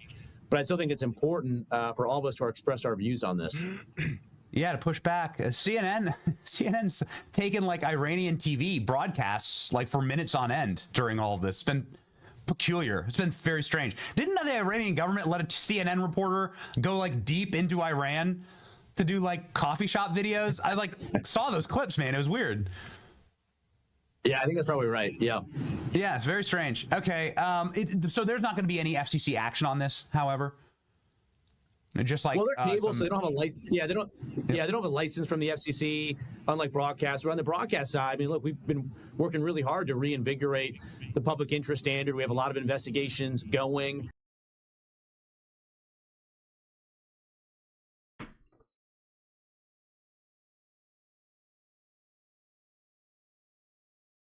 Irish protesting. The migrant insanity, I imagine. Let's see.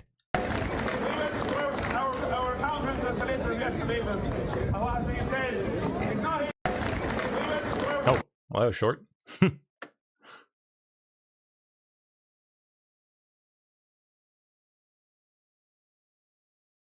Fake news media won't show you this. Oh, more violent.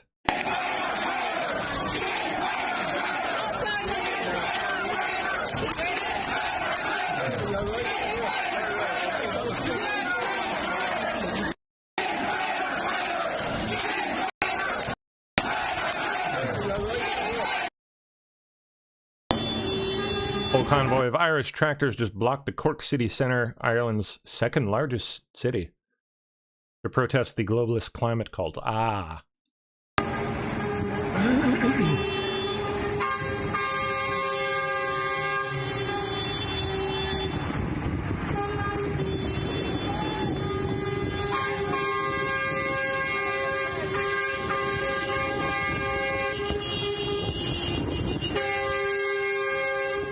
Meep meep. Meep meep. Meep meep.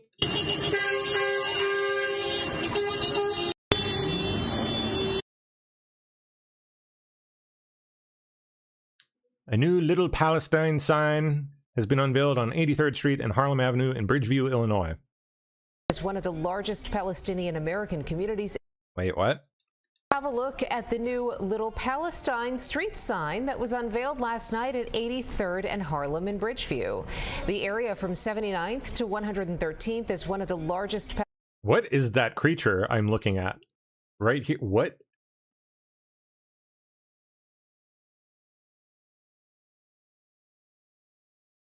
Is one of the largest Palestinian American communities in the country.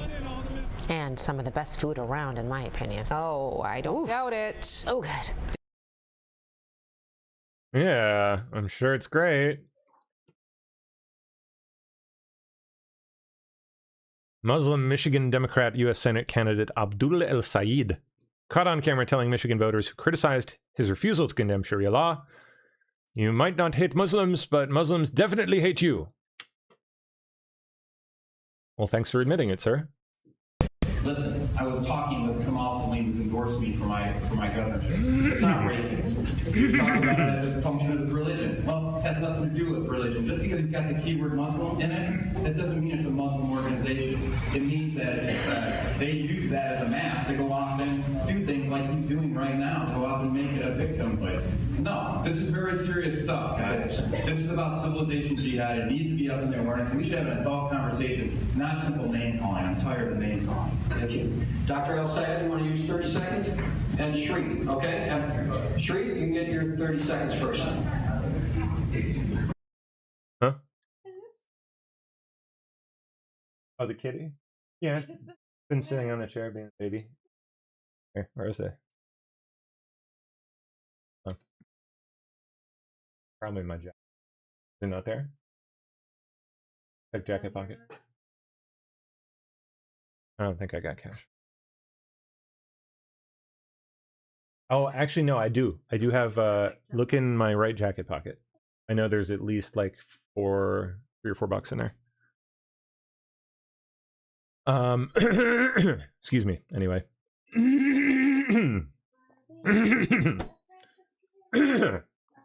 Jeez.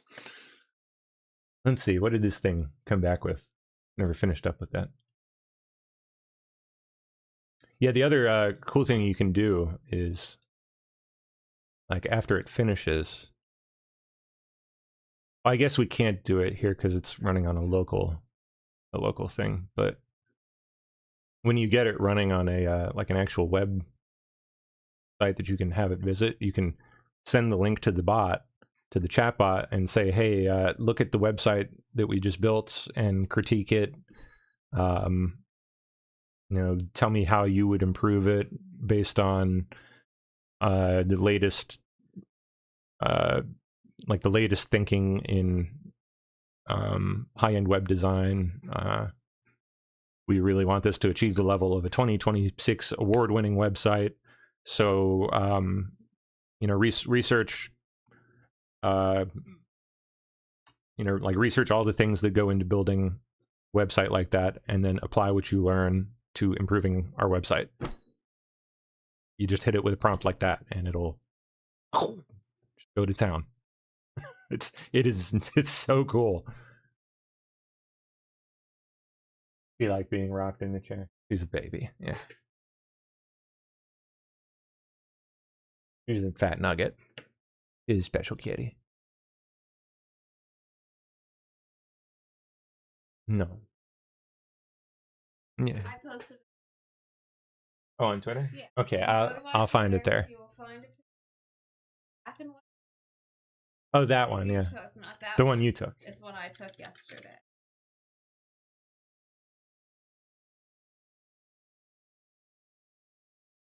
Where's these babies at? Where's the baby? Media. Babies! Look at them. Kissing. That's Bobo's chest. Hmm. Look at her. Look at Bobo's face too. She's like basking in. Meow meow meow. Meow meow. Special kitties.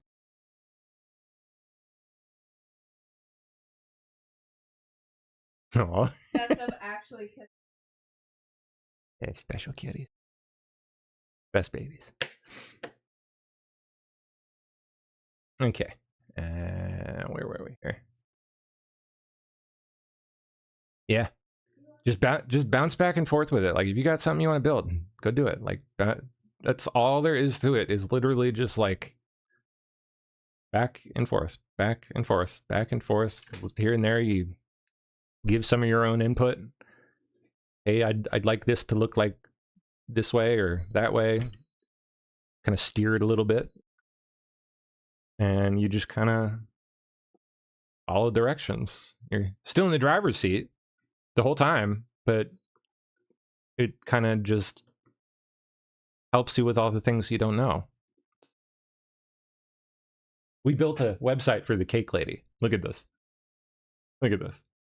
You know, the gay cake lady, the lady that got in trouble for making or not making the cake for the gays all those years ago. Okay, yeah. Just as an example to show people what you can do with coding, Cool. we built a website for the cake lady.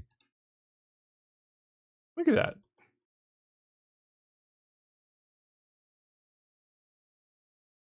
Oh, whoa, where did all that come from? I didn't see that. All that business. Oh, cool. Recent work.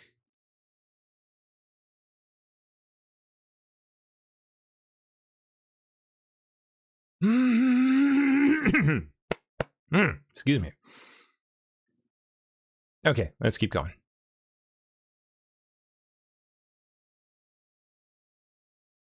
JD Vance just became the most senior U.S. official to meet an Iranian delegation face-to-face in 47 years. Are in-person talks, no more note passing around.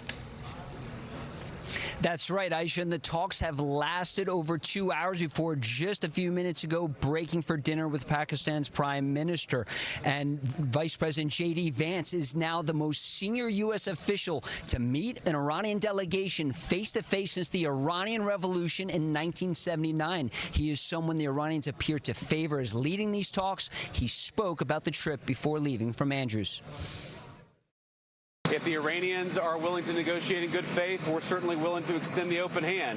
If they're going to try to play us, then they're going to find that the negotiating team is not that receptive. So we're going to try to have a positive negotiation. The president has gave us some pretty clear guidelines.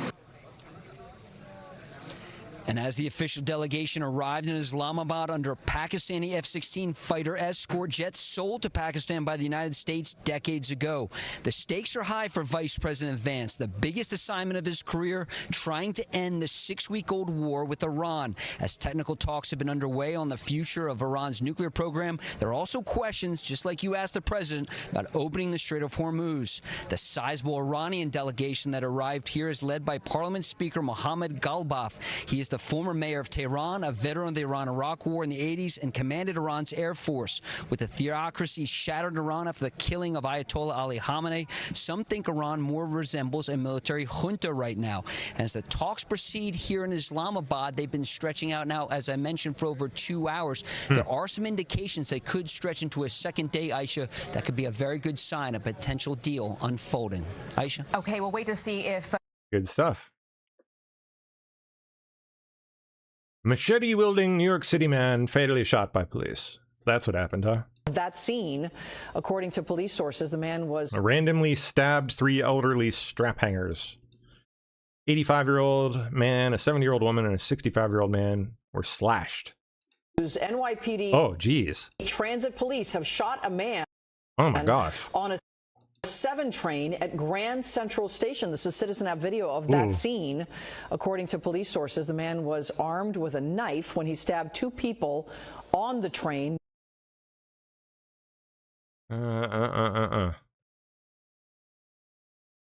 Okay, peace negotiations officially underway in Pakistan. JD Vance now behind closed doors, meeting with Iranian officials. Here we go. Happening right now, Vice President J.D. Vance is inside the room with top Iranian officials trying to cut a deal. He is in Pakistan with Steve Witkoff and Jared Kushner for some high-level talks with Iran. And President Trump is monitoring all of it from the White House. Last night, the president told me what he said to Vance before he left. What did you tell J.D. Vance before he left, sir? Well, I wish him luck. He's got a big thing. I will find out what's going on. They're militarily defeated, and now we're going to open up the Gulf with or without him. But that'll be open. We're going to be, or the Strait as they call it, and I think it's going to go pretty quickly. And if it doesn't, we'll be able to finish it off one way or the other. One way or the other. Lucas Tomlinson is live at the talks right now in Islamabad. Happening right now, Vice President J.D. Vance is in. Missile destroyers will. U.S. military is officially clearing Iran's mines out of the Strait. to ensure safe passage. A long way to opening up the Strait of Hormuz that the president wants to see happen. And a lot of the Iranian delegation is happy to see the vice president here. They think the talks with Steve Witkoff and Jared Kushner did not go well before the war in the two separate sets of talks. Some officials I've spoken to, guys, say if Iran's going to be collecting tolls in the Strait of Hormuz, the U.S. Navy should be doing the same thing, stopping Iranian warships and collecting tolls as a way to settle this, but certainly sending those ships through. Some officials think that dealing with Iran is like dealing with the devil and think this war will not end until Karg Island is seized. Guys? All right, Lucas Thomason, live for us in Islamabad. A lot of good things there. Lucas, thank you. In adding to Lucas's reporting, just moments ago, President Trump on Truth Social saying in part, we're now starting the process of clearing out the Strait of Hormuz as a favor to countries all over the world, including China, Japan, South Korea, France, Germany, and many others. Kayla, let's go back to you. Where do you see this going? I see this as a shame, unless our NATO allies on hold a deal to cede sovereignty. Britain put on hold its deal to cede sovereignty of the Chagos Islands. Of the Chagos Islands after it was criticized by U.S. President Donald Trump. The This is a ridiculous move. Ocean Island chain is home to the strategic U.S.-British Diego Garcia Air Base. Washington had previously backed the agreement made last year. It would see Britain cede the islands to Mauritius, but retain control of the military base on a 99-year lease. U.S. support is needed for the deal to go ahead. British Prime Minister Keir Starmer's office said on Saturday London would try to persuade Washington to give its formal approval. Trump said in February that the deal was a big mistake, despite having said it was the best that Starmer would get. Ties between the US and UK have become strained over Trump's ambitions to acquire Greenland. We need Greenland. And Starmer's reluctance to get Britain involved with the US-Israeli war on Iran. Not happy with the UK. A British government spokesperson said ensuring the long-term operational security of Diego Garcia remains a priority, and that it still believes the agreement is the best way forward. Britain forcibly displaced up to 2,000 indigenous Chagosians in the late 1960s and 1970s to establish the base. Recent operations launched from Diego Garcia include bombing strikes against Houthi targets in Yemen in 2024 and 25, and humanitarian aid deployments to Gaza. The campaign group Indigenous Chagosian People has raised questions about what they said were enormous sums of money wasted on a collapsed negotiation. They also doubted the legality of the plan. Oh, look at a little coconut crab. They're so cute. They also doubted the legality. Look at him. Your little friend. Of the plan, which they say denies the Chagosians their right to self-determination.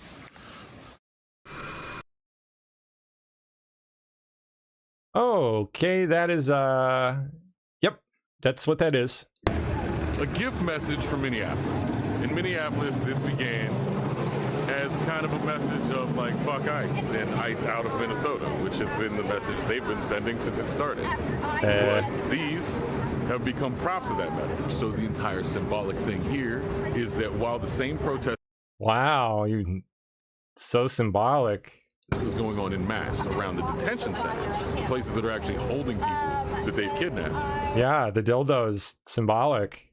We're sending the message on behalf of them from this building, which is the ICE offices, to the White House, to the dickhead, all pun intended, that gave them their so-called power. So yeah, fuck ICE. And how many of the dildos are coming from?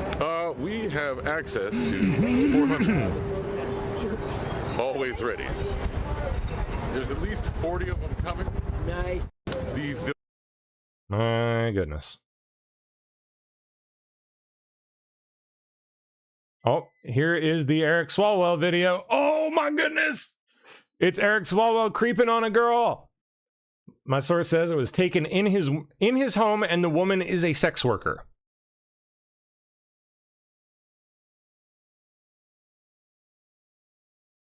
Dude, this is like Hunter Biden tier shit.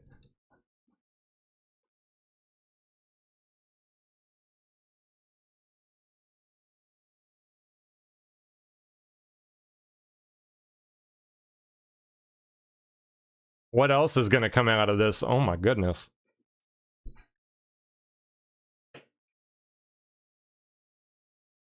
Manhattan District Attorney's Office has opened an investigation into one of these sexual assault allegations against Eric Swallwell. The staffer said that she was heavily intoxicated after a night of drinking with Swallwell in New York City in April of 2024, when she woke up to him having sex with her in his hotel bed.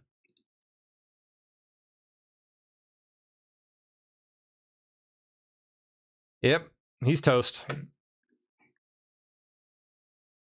And here we go.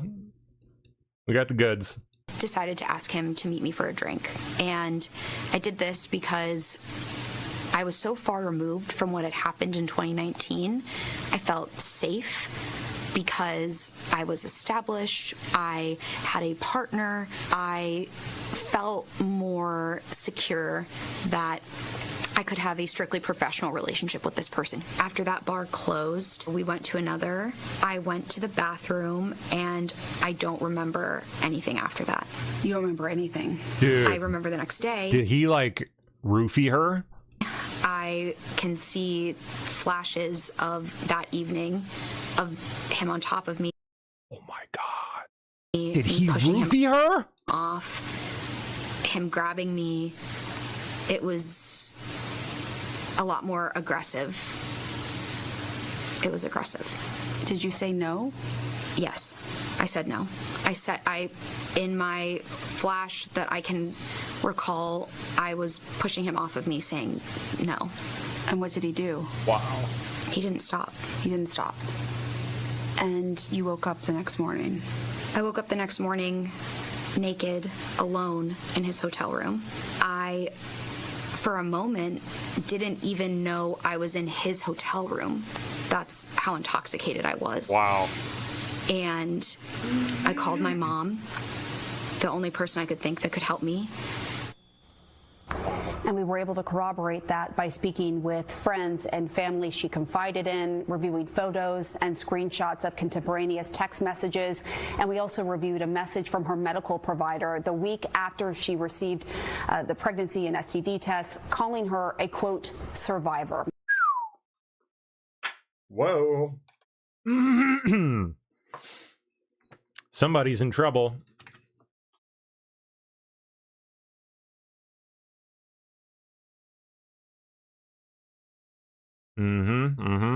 Is this the whole thing here? I kept figuring out ways to blame myself. Yep. I shouldn't have reached out to him at all. I should have left. I should have done this. Well, Eric shouldn't have raped me. This Capitol Hill staffer is coming forward for the first time on camera to talk about her experience with Congressman Eric Swallwell. Wow. He is now a leading Democratic candidate for governor of California. Not no more. Together, make the biggest wave this state has ever seen. Swallwell was in his late 30s and married when she joined his office as an intern and became a junior staffer.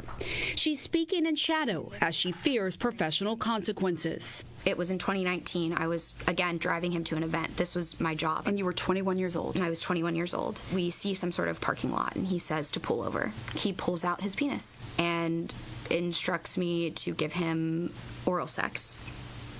And don't do it. I started to. No. Again, I felt incredibly uncomfortable, and I stopped, and I said to him, this feels really uncomfortable, and anyone could see us right now. And he said to me, you're right. It's probably not good for a congressman to be caught with his pants down. Swallwell calls her allegations false. His campaign responded earlier to vague accusations on social media related to his behavior with staffers. Did you ever behave inappropriately with female staffers? No, it's false. And also, some of the allegations I've seen, which is that we've had NDAs in the office. There's never been an allegation. What did you say? No, it's false. And also, some of the allegations I've seen, which is that we've had NDAs in the office. There's never been an allegation, and there's never been a settlement. And I will also just take stock that look, we're 27 an odd thing to pivot before an election starts. Did he ask you to send him lewd photos? Yes. And did he ever send lewd photos? So yes, he would. When it happens to you, it's just all about the election. They're just trying to keep you from getting elected. When it happens to Trump, or, you know, whoever else, different story. Send short Snapchat videos of him rubbing his penis through his pants while on the airplane. The staffer says she liked Swallwell's attention at first and nervously went along with it, which included sending back nude photos of herself. But in September 2019, she says she and some friends met up with Swallwell. After a night of heavy drinking, she says she woke up naked with Swallwell in a hotel room with no memory of what happened. The five of us were having some drinks. At some point, it was time to go home. I got in an Uber. I was taken to the Aloft Dublin Pleasant Inn where he was staying, and I don't remember what happened that night. But I know that there was sexual contact, because when I woke up in the morning, I could feel that there was, and he said as much too. What did he say? That last night was great. It didn't feel great to me because I didn't remember it. And so you blacked out and you end up in his hotel room and wake up with him. Yes. She says another incident occurred in 2024 after this event in New York, where Swallwell gave a speech. Some of us are working hard on Capitol Hill. At the time, she no longer worked for Swallwell's office. I decided to ask him to meet me for a drink. And I did this because I was so far removed from what had happened in 2019.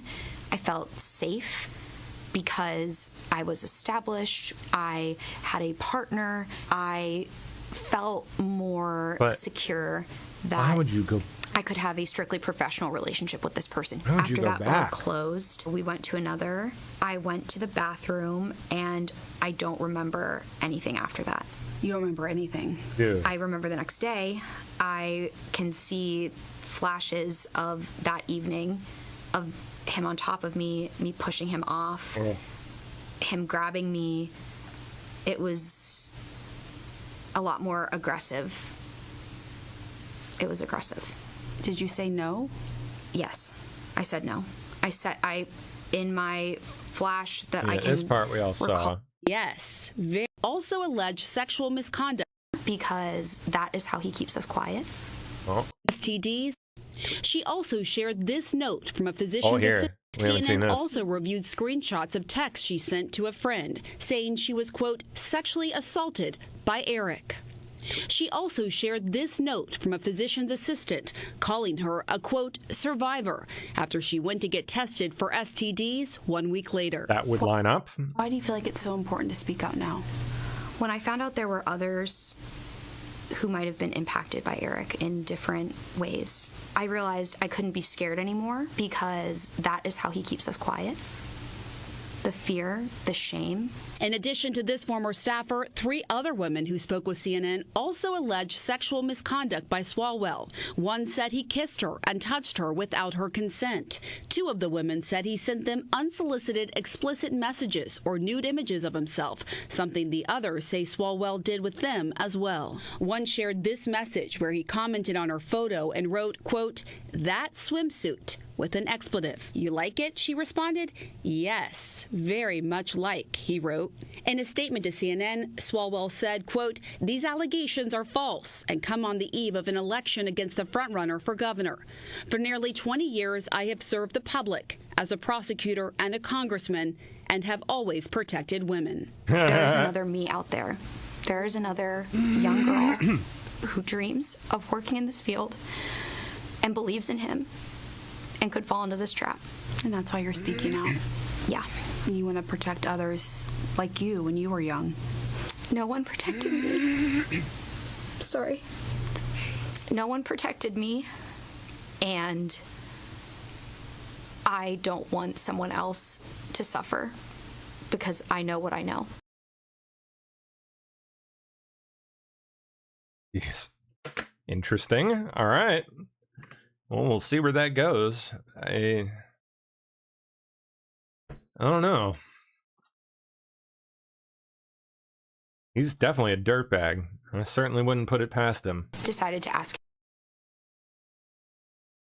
but there's definitely some question marks in there. I don't want to discount that. Like,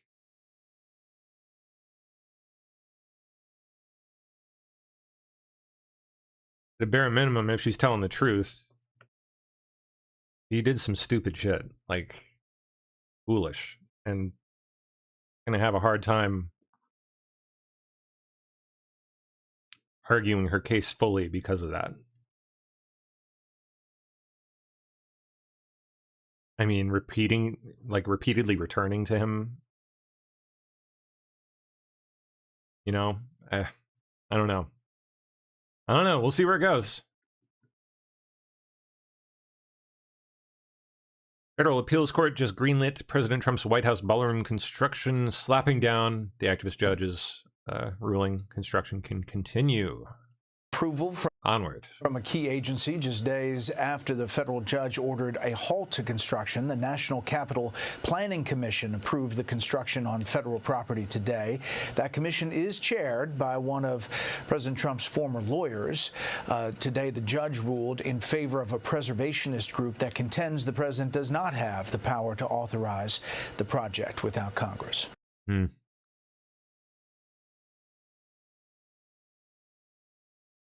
Okay, Turning Point journalist assaulted on video outside the Minneapolis ICE facility. Police, of course, nowhere to be found. Ah, geez.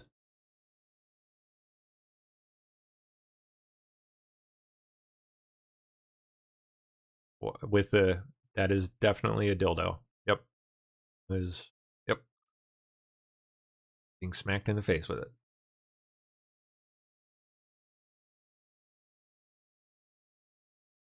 Surrounded by these people. Ugh, I don't know why you would put yourself into a situation like that. Jeez.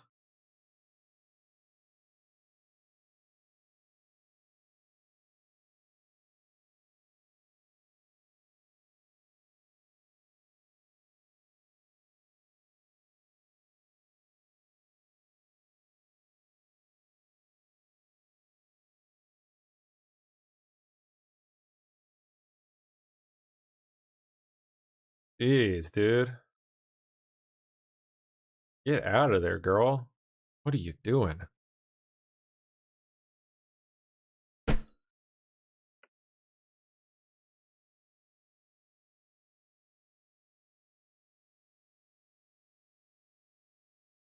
Insane.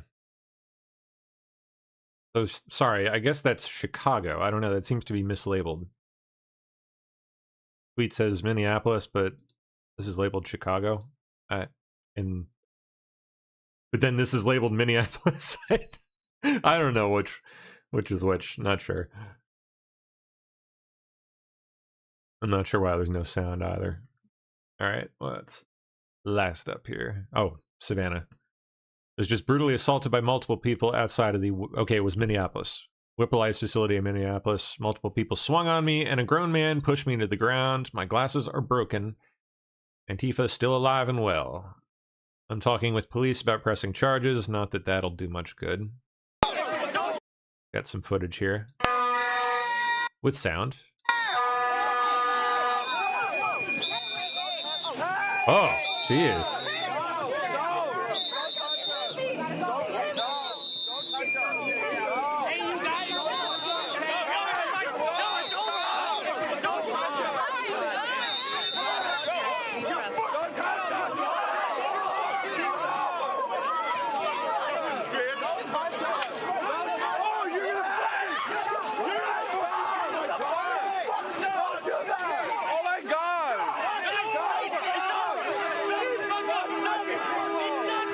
Someone's gonna get hurt, man. Someone's gonna get seriously hurt and quick.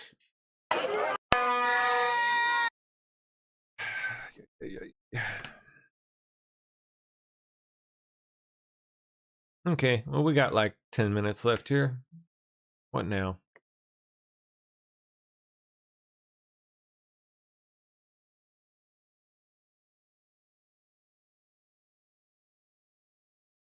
Okay. Whoa. An 8-month investigation, 60 Minutes unveils a dangerous scheme many Americans have never heard of, maybe putting everyone at risk on the road. What? Foreign truck drivers? Thousands of trucking companies are racking up thousands of safety violations for poor maintenance and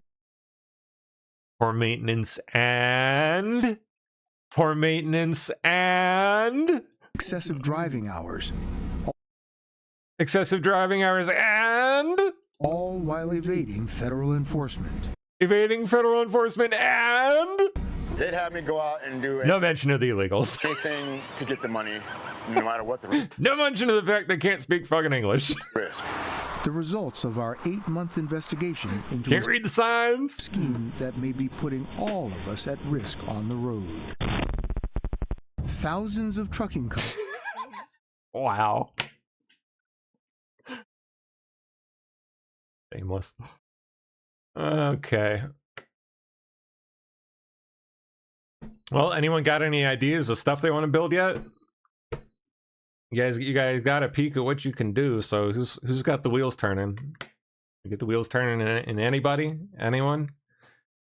Anyone thinking of going off and making something interesting? Website for your business? Something? I hope so. I hope all that effort with the cake site didn't go to nothing.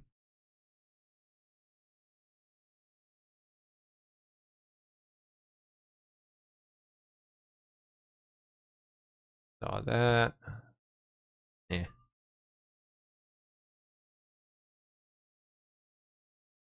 Oh. So roughly 10% of the total federal budget. That's pretty long. What's that? Manhattan DA's office confirms it's launched a criminal investigation into Eric Swallwell. Calling for an investigation and intends to do one. Is that relative to the April 2024 allegation of rape, sexual assault? Did that happen in New York? Do we know where it took place? Because we're wondering, why would the Manhattan DA become involved? We don't have any indication of whether it was the 2019 incident or the 2024 incident that the Manhattan DA is looking into. They just simply said that they have an investigation into this and urged anyone who may have information to send along information. Calling for an Walking on says, can AI do a forensic financial audit for me? You bet your ass it can. It can do that and more. A lot more. A whole lot more. I haven't even really delved into that yet, but it's on my list of stuff to play with. For the documentary, I got some stuff I'm going to be using it to dig into some data with. But you might, if you want to toy around a bit, might want to try going into the Epstein files with it. Yeah. Or just, I mean, if you need to do the forensic financial audit on your own shit, yeah, totally do that. Better than you ever could, too. Probably better than anyone you could pay to do it. Of course, the trade-off is you're giving your data potentially to people that you might not want to have it, depending. Kind of depends on how you do it, how you go about it, who you use and how you use it, and so on and so forth. But yeah, you can totally do that. I really want to try going to town on some Epstein stuff and some public fraud stuff too. I'll bet you anything, like Data Republican and that whole lot, they are running entirely on on using tools like Claude and ChatGPT to do a lot of the work they do. You could be doing the same thing there. I mean, no problem. Just gotta have enough dedication and be willing to mess around with it a little bit. Obviously takes a little bit of spend. You gotta plunk down a little money to get a subscription to really be able to mess with some of the fun stuff, but it's worth it to me. It is. I've had more fun than I can remember in recent memory just toying around with this stuff. It has been a total blast. building things and digging through stuff. It is so much fun. Yeah, I bet they have. Gearman says the IRS has admitted to using AI auditing. Of course they have. Oh yeah, they've been doing it for years. I mean, AI is nothing new. Just the chatbot form of it is just more public facing. You know, people have been introduced to it now in a way they can interface with and interact with. But machine learning and all that has been used by the IRS and all them for a long time by now. Yeah, Marvin D says, I let ChatGPT create prompts for ChatGPT. Yeah, you can. It's actually a really, really good way to work. Like really good. It knows itself better than anyone. So if you want it to build something, like ask it, how do I get you to build this? Like, well, I like what I actually do is I'll use Claude or Grok and have them write a prompt for ChatGPT or vice versa. What you can do is like tell them to like point them at the internal documents for like say to Grok, go look at the official documentation for ChatGPT and learn how to use it, and then write me the perfect prompt to do so and so, and it'll bang out the perfectly crafted prompt to get whatever you want. It is actually a really good way to work. Doing things that way. It's you do some wild stuff. You kind of learn your way around how to use them all together and get them to play off of each other. I've even threatened. I threatened one this morning, telling it if it didn't stop being such a moron, I was going to leave it and go take my subscription money elsewhere. It actually worked. Like it started shaping up and stopped being such a moron. Not kidding. It can get weird, man. All right. I think we're at the top of the hour here, and Aaron's in. How you doing? Hello. I'm doing well. I use AI like all day long. Yeah. What do you use? What's your go-to? Well, Grok? because I use Grok and I use the Copilot because I use Excel that one. I've never day. tried Copilot. How is that? It's different in that it's really a way, it's tied into all of the Microsoft Office, and after a while, interesting. Like people who know how to use Excel, like I do, all those shortcuts, and I bet it's great for that. How to write formulas. After a while, Office tools, even like Word or whatever, are going to be completely probably hands off the keyboard. You just it's all say prompt driven, yeah. You know, just prompt everything, which I do not particularly like, but I don't mind it as long as you can go in after and like have control over everything the way you used to. Like, well, for making the charts and dashboards and that used to take like you had to be kind of certified almost to know how to quickly pull together something like that, and Copilot can do it. Every time I've ever learned could. Every time I've ever learned Excel, like I have to learn it to do something specific, and then I don't use it for like a year, and by the time a year rolls around, I've forgotten how to do it all, and I have to learn it all over again. Like it's the my worst. life. Yeah. But I do FOIAs all day long. I bet it's so good for that. Every day of the year, I have thousands and thousands and thousands and thousands of lines of financial data for government entities. Wow. Across the country. So using the AI to evaluate that, it used to take, an expert months to just come up with any way of visualizing anything of what's going on, like in Los Angeles County, for example, or think of something big. With AI, you can get strings that attach which don't need a human with their eyes bleeding, reading line after line after line. You can ask questions and it can pull together all the stuff that I've FOIA'd over the years. The question, you know, it's a whole thing. I just want to make it to It's retirement. mind-blowing, before isn't they it? don't. Like, some of the stuff it can pull I just want off. to make it to retirement before they get rid of me. That's Right. all I care about. And everyone else in Gen X. It's funny, but not funny. Yeah. You know? Yep. It's like no one's going to have a job and I don't know what's going to happen. So I am planning accordingly. A lot of time spent on my financials and what I'm going to do. So, yeah, because I don't think Gen X is dead in the water. We're all going to be laid off. Then they're going to cut Medicare and Medicaid, and we're all going to be living in cardboard boxes. Oof. So let's hope that's not the case. Well, what do you do if there's no jobs that we do? We're all Excel experts and stuff. I don't think it's going to be near that bad. You'll see. I don't know. Yeah, I don't think it's going to get that bad. I don't know. I think people are definitely going to lose jobs, but I don't think it's going to end up like that. Every paycheck I get, I'm happy. So, yeah. But it won't be long. So that's a sad fact. I've been warned. Really? Like that? Oh, yeah. Oh, boy. Oh, yeah. He is. That sucks. So, they have no use for us humans anymore that do analysis. Yeah, so, it's